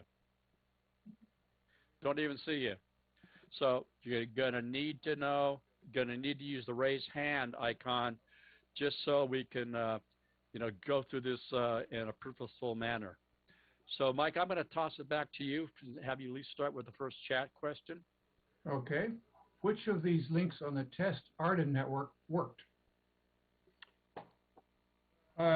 We never managed to get, Matheson, we never managed to get a single link set up. We did not have the equipment.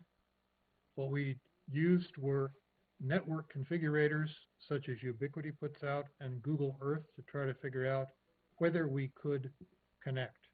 We didn't have the gear to actually set it up and try it.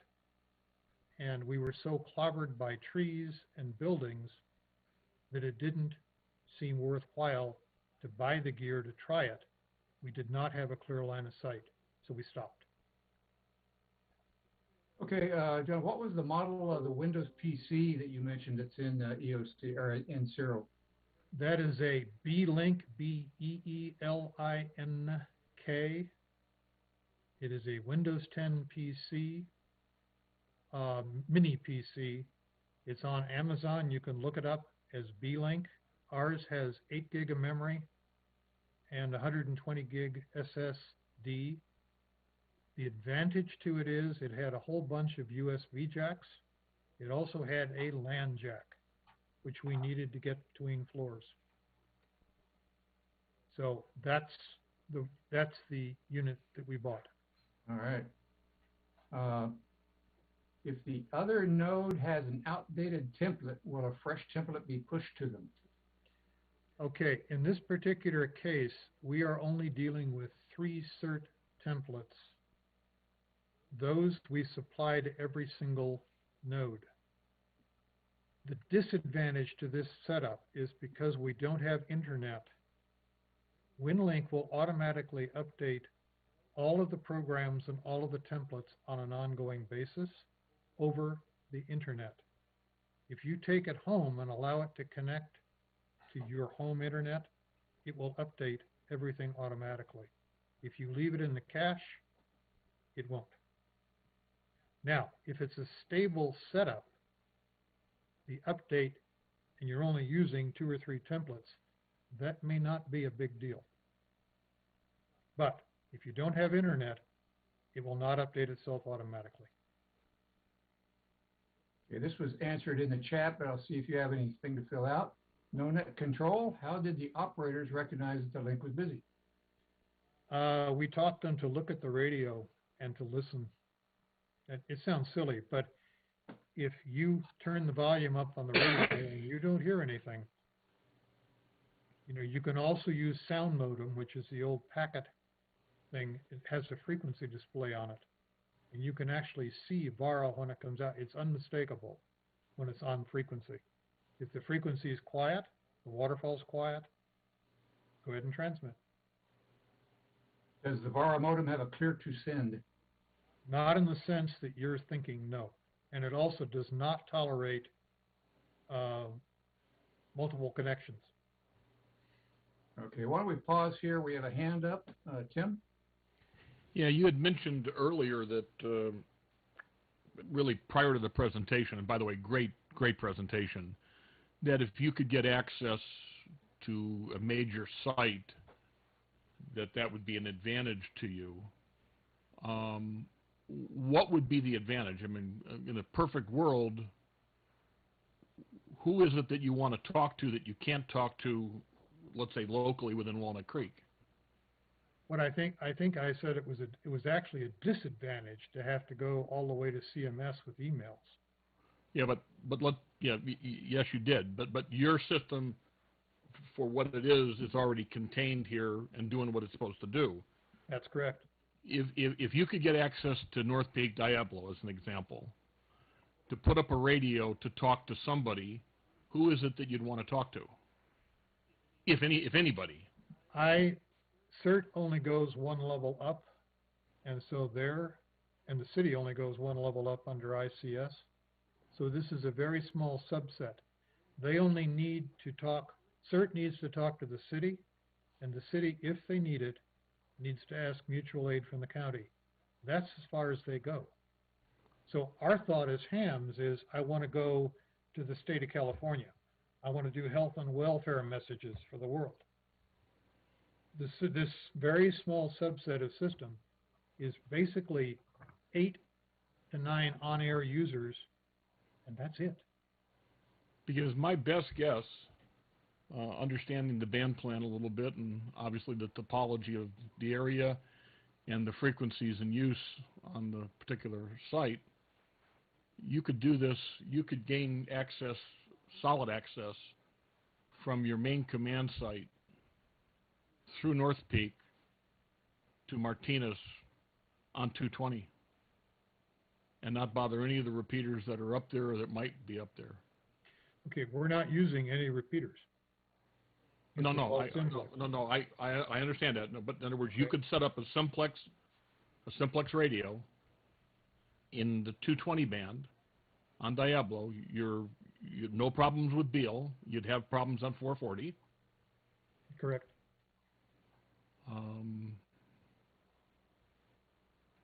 And if you could tolerate a digipeater, let's say, as an example, to make that connection between your EOC and Martinez, it would be 1 antenna on Diablo, 1 radio in digipeating mode, AX25, and a 220 radio in Walnut Creek's facility and someplace in Martinez headquarters. How would I tie my 8 command posts into that design? Tim, what I think we're doing is that a node on Mount Diablo will be wonderful for the general public cam area, and for communicating beyond this. The scope of Walnut Creek CERT specifically does not need it. Okay, all right. Yeah, and the other thing is too, Tim, is that this thing only exists when CERT is activated. And other than that, it sits in a cache. So this is not something that stays up. This is, when we have a disaster, all of a sudden we have a complete WinLink network, self-contained, Understand. ready to go. Flip the By the way, power I want to applaud you for your frequency selection. As one of the stakeholders in that digital simplex spectrum that some people consider as simplex, I truly do appreciate that you chose 07. Yeah, we always have to watch out the stakeholders aren't holding torches. That's always been my rule of life. I understand again, Okay, and I absolutely thank you for that. No problem. We have a growing list of questions in the chat that I want to get to. Go ahead. Don has a comment real quick. Go ahead. Don, your hand's up. Go. The previous speaker, I think he maybe didn't quite understand. We can already get to Martinez right now, and they are part of our internal network. So once they get the EOC back up again and put a radio out there, we'll be able to get to them without going anywhere else. We can get there right now. The other thing, John, is you might want to tell the folks about the Red Cross drill that happened, 2-3 weeks ago. Yeah, would anybody on the call tonight participate in the Red Cross WinLink drill? I can answer Mike questions. and Don. Okay. I can answer questions about that, and so can Mike Warren. Yeah, and Wiley is very much our contact for that as well. Wiley, would you mind telling folks what we did with that and what you did with it? On May 8th, the Red Cross conducted a nationwide drill that tested WinLink capabilities coast to coast. This was organized by Aries hams, mostly in the Gulf Coast and Eastern Seaboard regions. Since they have hurricanes, they certainly have a use case for HF. So this test is happening about once every 6 months. And I don't have time to open the emails, but go back and hunt through my email about the results of the test. But I believe as many as 1,500 hams coast to coast participated in this exercise. And you were not restricted as to your WinLink mode. Now, in addition to the mode that John has described, he briefly described a peer-to-peer mode in which WinLink messages can be exchanged between any two WinLink stations within radio contact of each other. But mostly the exercise utilized the existing RMS gateway network, which consists, if you go to winlink.org, you can pull up a map. There are stations all over the country, both HF and VHF, that are packet stations that will accept connections from WinLink clients and then relay messages to the internet pretty much anywhere, either to other WinLink users or internet users. Unfortunately, we don't have any RMS gateways that are accessible in Central County. I tried connecting to one on top of Mount Vaca, and I could not reach it for whatever reason. But most of the stations in the drill, if they cannot connect with HF, I'd say probably about half the traffic was HF, and about 25 to 30% of the traffic was VHF, and the remainder, WinLink allows you to telnet via an internet connection to any of the RMS servers and send a WinLink email that way. So that is how I sent a message. The drills are conducted every 6 months. They have a prescribed message format. And I connected and sent the prescribed messages using telnet to an RMS server somewhere out there in the world.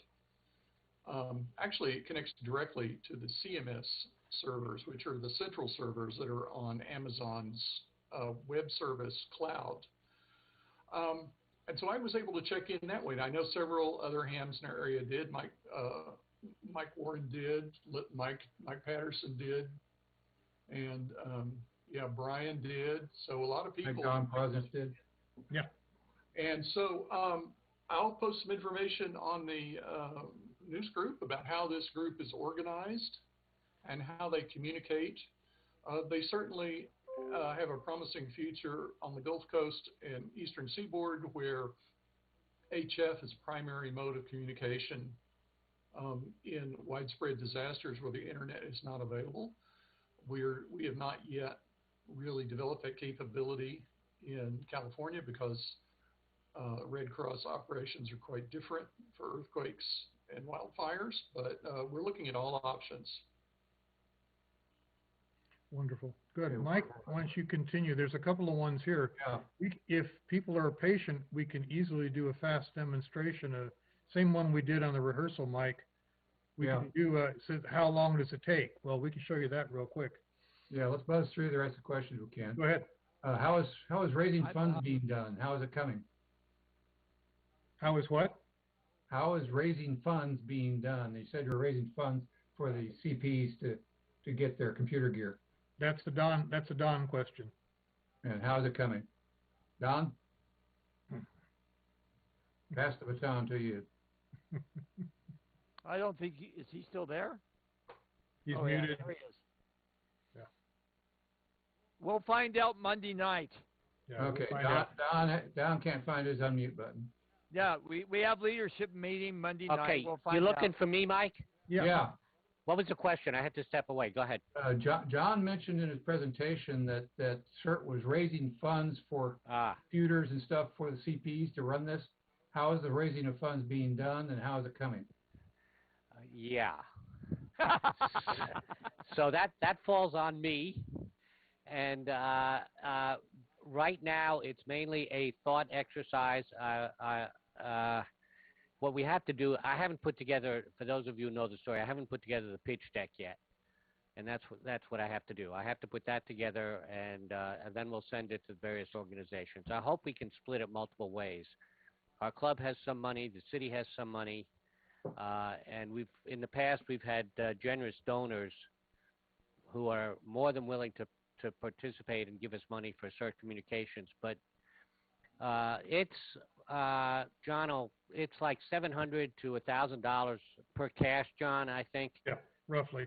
You need about 10 grand. You multiply that by 8, we're looking, $6,000-7,000 we got to raise. Yeah. On the third floor EOC, how do messages get from WinLink to internet apps like Gmail, Web EOC, etc.? Cut and paste, paper?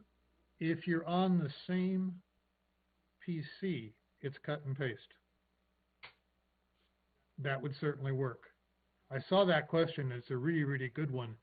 The other thing is any of these messages can be printed at any point in time, although I would probably be hesitant to run printers in the field for power reasons, but you can easily print anything at the EOC that you would need to. But you can cut and paste because it is an email. But you said that connection to the internet by the WinLink laptops was not allowed. Is that correct? Did I misconstrue that? You misconstrued because the EOC has a terminal and they have WinLink Express running in the EOC, and you bring up the screen and you do Control-C and you paste it into Microsoft Word. Right, but we do not have, we will not have an electronic, at this point in time, an electronic connection from the EOC, from the CERT EOC laptop to any city-operated system. Yeah. That's an air gap right now. You use a flash drive or something like that. Yeah, the hope would be at some point they'll see the utility of that and we'll work around it. I see. So that issue is something you just need to get permission from One step at a time. It turns out one of the standard templates is a Web EOC template. Yeah. Right. So we just have to demonstrate the utility and hope that they or we print it out and walk 3 feet to the next desk. We'll just have to see. And see, really, you realize too that what they're seeing now from CERT is a stack of paper forms. So we are dramatically changing the rules and really creating a useful thing to them compared to what they currently encounter. Yeah, I think it would be easy to convince them that to avoid shuffling paper, they would be risking very little to connect your second floor laptops, to the EOC. Well, we actually are connected, Wally, right now, but we're not part of the City Hall network. Yeah. Right. That was the requirement they made. I mean, our whole strategy is to be not to say we think we can do this, but to demonstrate it's done. Yeah. And that has worked a lot better with us with the city. Yeah, I understand that approach works. Yeah, I know how that works. Yeah. Okay, John, you already kind of addressed this. If we have time, how long does it take end to end for a message to be received once you press send? Assuming the recipient clicks check right away. We'll show you that in just a second. I think Sean has his hand up over there. Yes, Sean, KQ6SM from San Ramon Valley CERT. Amazing presentation. This shows a lot of hard work over a long time, and you brought it from just experimenting to something that can be presented and done. Yeah. Bravo.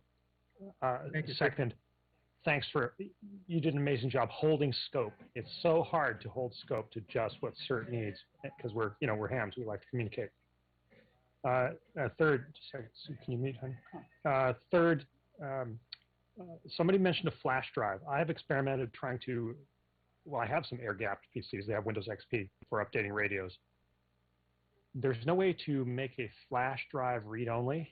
However, if you use an SD card in a USB adapter, you can make the SD card read-only. So on your good PC, known good PC, you put a file, then you lock the SD card, USB, take it over to the potentially grody, that PC, so it cannot write back. Yeah. Just wanted to mention that technique for kind of air gapping, even though you're using a flash drive. That's a good idea. Yeah. Okay, can you view messages stored on the SMS relay? I think he meant. Yeah, on RMS relay, yes, you can. Yes. And everything is in the clear. The emails are not encrypted. Again, this is an amateur radio program. So the emails are not encrypted. You can see every message, where it's going, who it came from, all the information. You can delete an individual message as the control operator. Right. And I can show you what RMS relay looks like. Yeah, sometimes they get stored in a database and you can't really look at them, but that's good if they're just stored as plain text files. It is actually a SQL database. Okay, if you want more sites, would you just get a second VARA license for 17 more? Call sign. Yeah, that was a cute question. I like that one a lot because that way both ends would be licensed. The answer is yeah, you can do that. Do everyone understand what that question was? We have 17 sites that can all be licensed for a single fee because it's going into an RMS. If you wanted to add another work group or another group of licensed hams, yeah, you could by simply buying one more license and doing the -1, -2, -3 thing again. So yeah, you can. But you have to go into an RMS at one end. You cannot be individual operator to individual operator. That requires both ends to be licensed. And I guess one final comment. WinLink HF can provide communications to individuals outside of local area if for some reason. Absolutely. Isolated. HF is used in WinLink all over the world. Yeah, but we don't have HF radios in our network. We don't have HF radios, access to it, or even the capability of adding them. So okay. That is the end of our questions in chat. Now, would you guys like to see a very fast demo of the speed? Yes. Or do you want to call it a night? It's up to you. No, let's see it. Okay. Hang on a second. Oh, hold on. Okay. I already. Again. I see. Sean, were you? No, I'm just saying yes, definitely. Okay. Okay, right. Sharky, are you up? Or Mike, are you ready? I'm already up. I've already sent messages. They loaded. All right, just a second. Let me make I'll let you two do it. my screen I again. can get up if it need be. Okay, what I'm going to do is bring up. Oops, let me dump this. While John's bringing it up, I can just say I think Sean was the one. How can you tell? I have the thing running right now, and I use with the computer screen that I use. I have the sound modem over on one side where I can see a waterfall, and then I've got the VARA dashboard, which has speedometers and all sorts of cool things. You know when somebody's on the frequency. It's okay. So let's do this one real quick. This is everyone see the screen now? This is WinLink Express. This is an email client. Okay. So you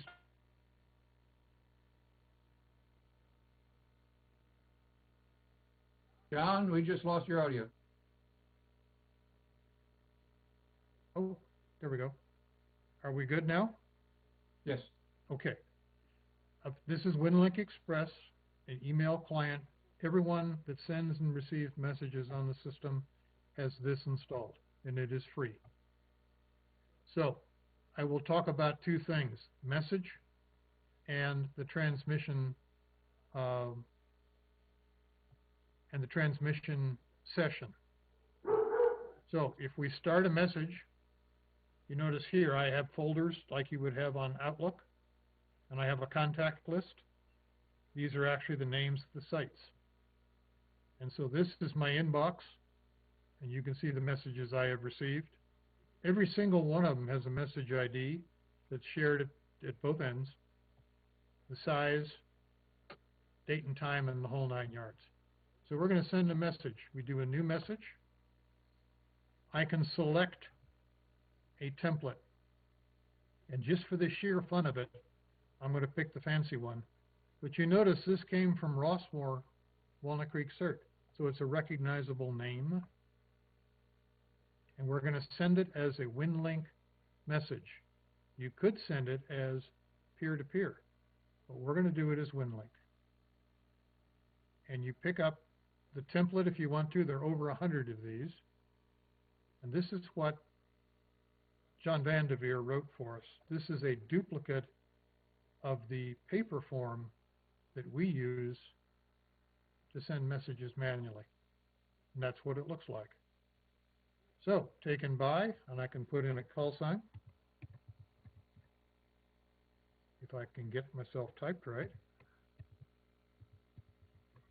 Oops. You're in. Well, let's do it. Let's just do it one at a time. Come on. You're not supposed to watch me type, guys. That is not just me. No, that's just me. Now, dates and times on these, you simply have to click in the field, and it fills in the dates and times. Message numbers are automatically created. Tactical call sign plus a number. And here, we simply select which site is reporting this. And I'm going to pick Rossmore in this case. Now, the way this is set up is life-threatening incidents. This is what the city asked us to report on. These are considered emergencies. So if we had a major spreading fire, you simply click and you fill in what the details are.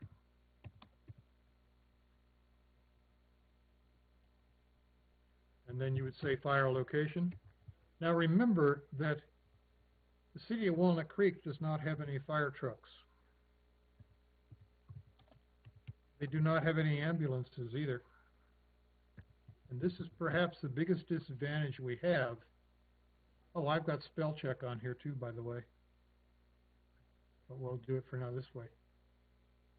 We actually put in notes here that if 911 was called or 911 no response. What 911 does is refer you to the fire department dispatch center in Pleasant Hill if you have a fire. Walnut Creek 911 doesn't take care of it. If you're in Lafayette, the sheriff answers 911. So 911 is a whole discussion that we could have that would take several days. But if we tell the city it's anything in item 1, this is a life-threatening incident. If it's major infrastructure, this becomes urgent or a priority.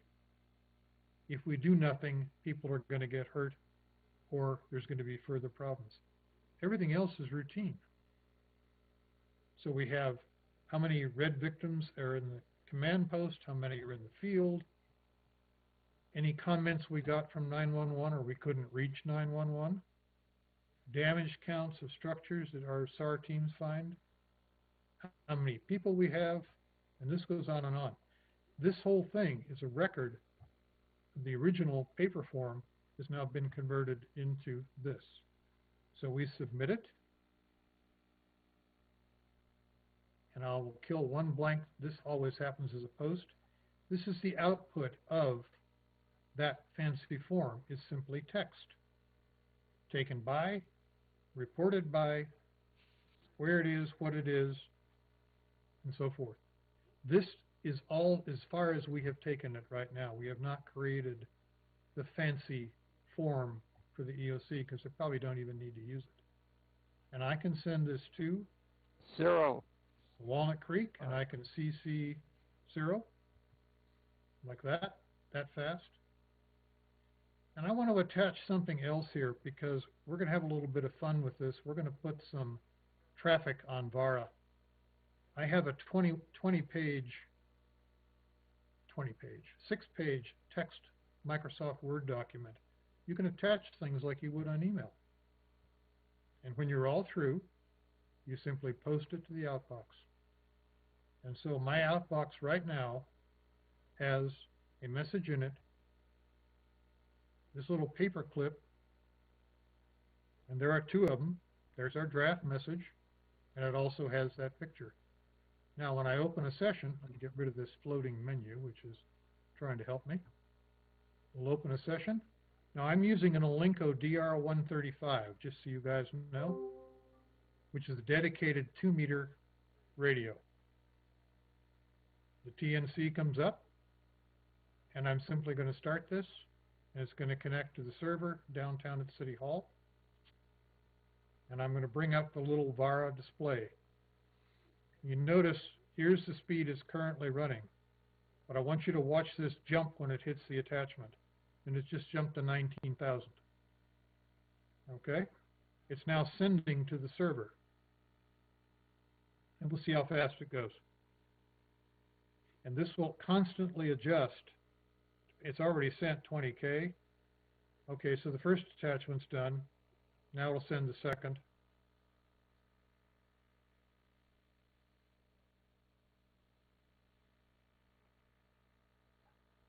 Every message it sends has an individual thing. Oh, I even got a message coming back to me. So we send and receive at the same time. So I sent one message, and I received 2 coming back to me. And we are done.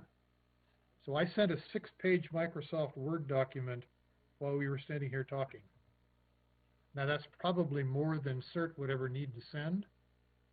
But let's take a look and see what I got as incoming messages. So I got one that says, hello, MDARC. And that came from Cyril. And here's a speed testing session. Here's a test message. And he didn't send an attachment. Okay, Sharky, why don't you go ahead and receive your... I'm already doing it. Okay, and I'd be curious, just tell us how long it took. While we wait, I'm sorry, go ahead.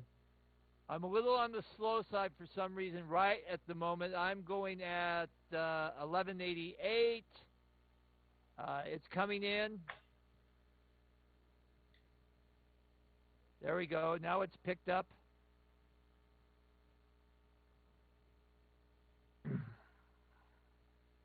The form.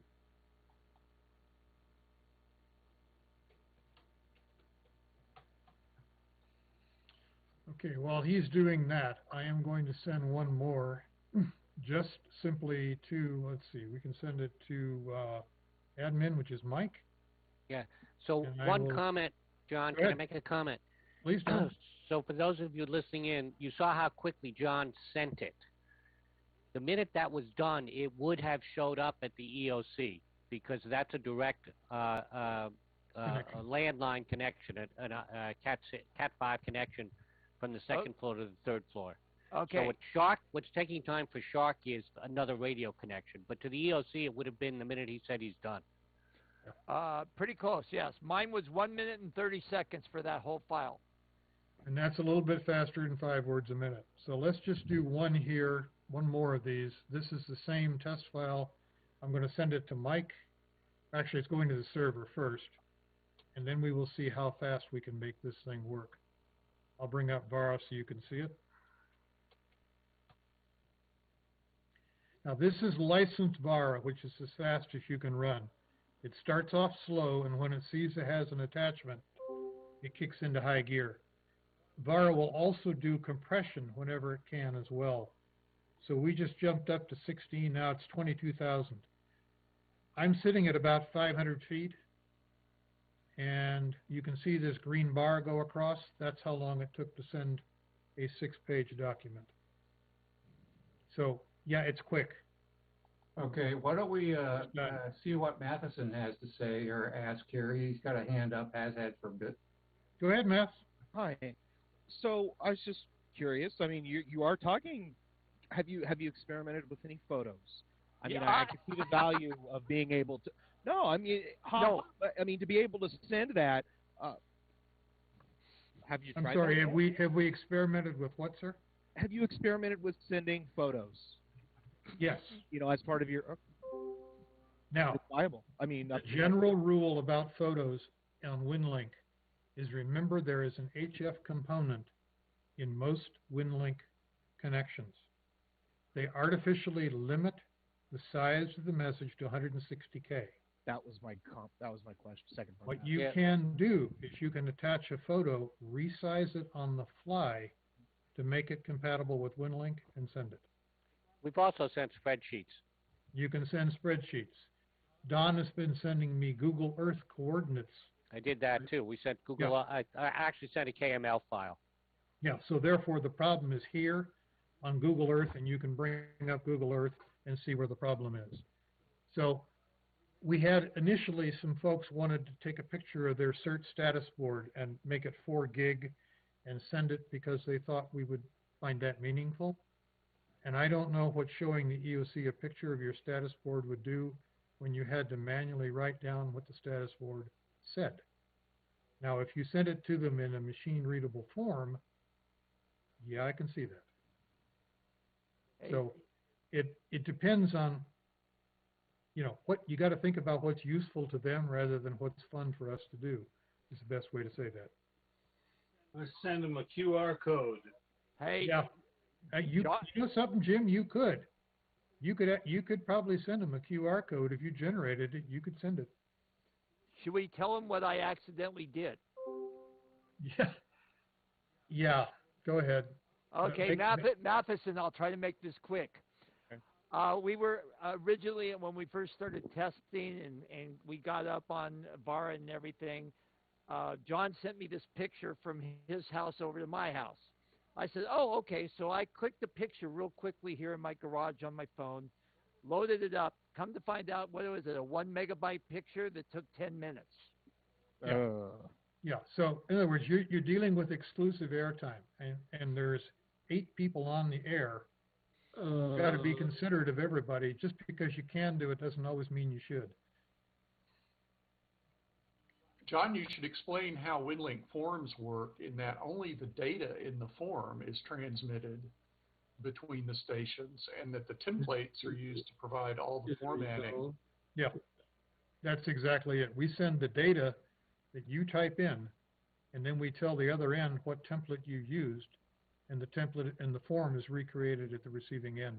That's the same thing that FLDigi and FLMessage do. It's the exact same function. It's also what you do manually.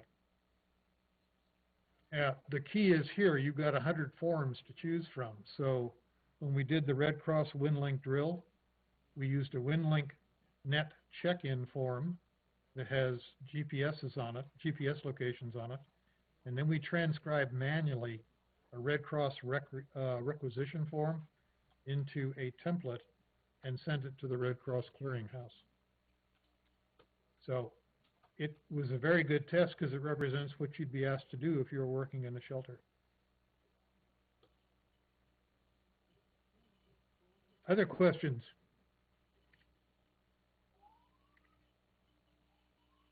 Gentlemen, thank you all. Gentlemen and ladies, thank you all very, very much.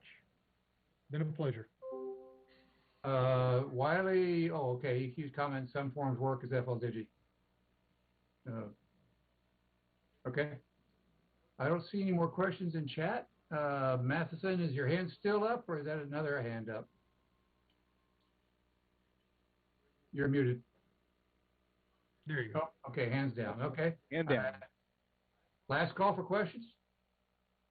Thank you, guys. All right. Thank you all very much for hosting us, and we'll see some of you in July if you want to play on WinLink in more depth. Very, very interesting. Thank you very much, John. You're welcome, sir.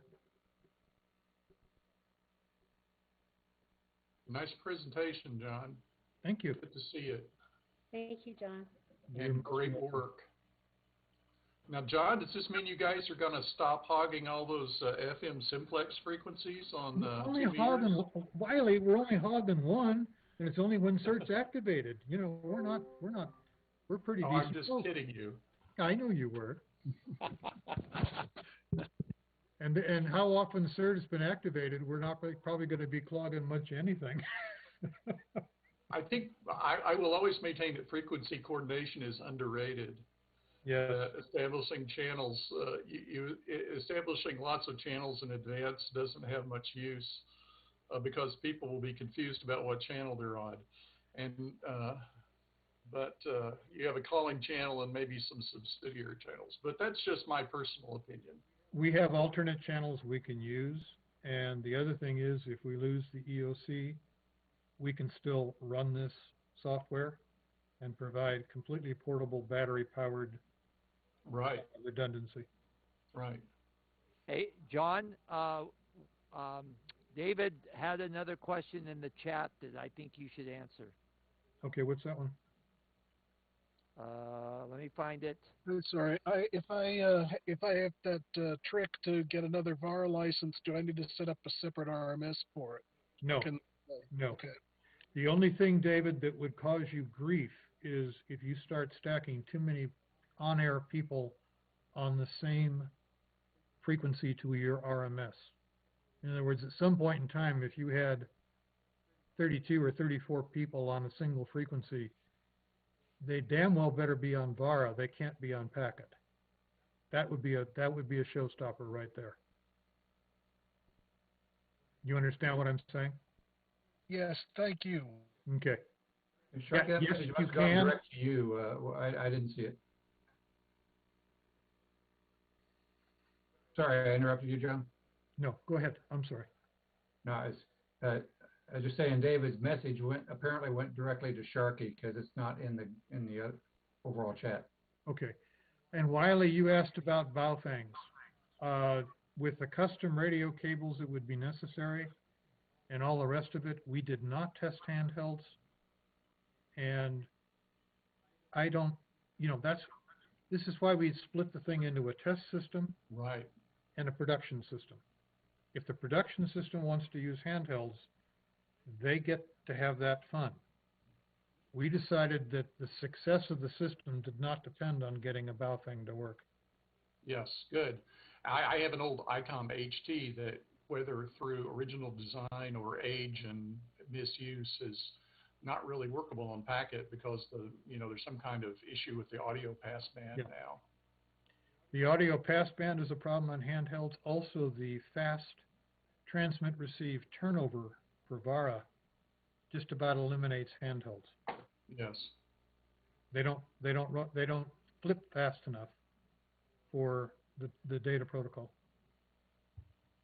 That's why we suggested mobile radios with rear data jacks. And they work really, really well. You can't set a TX delay in the software? No. Oh, can I answer one question for Mark KD6MZC? Good. Okay, Mark, you asked that the form appears to have a place to list damaged buildings.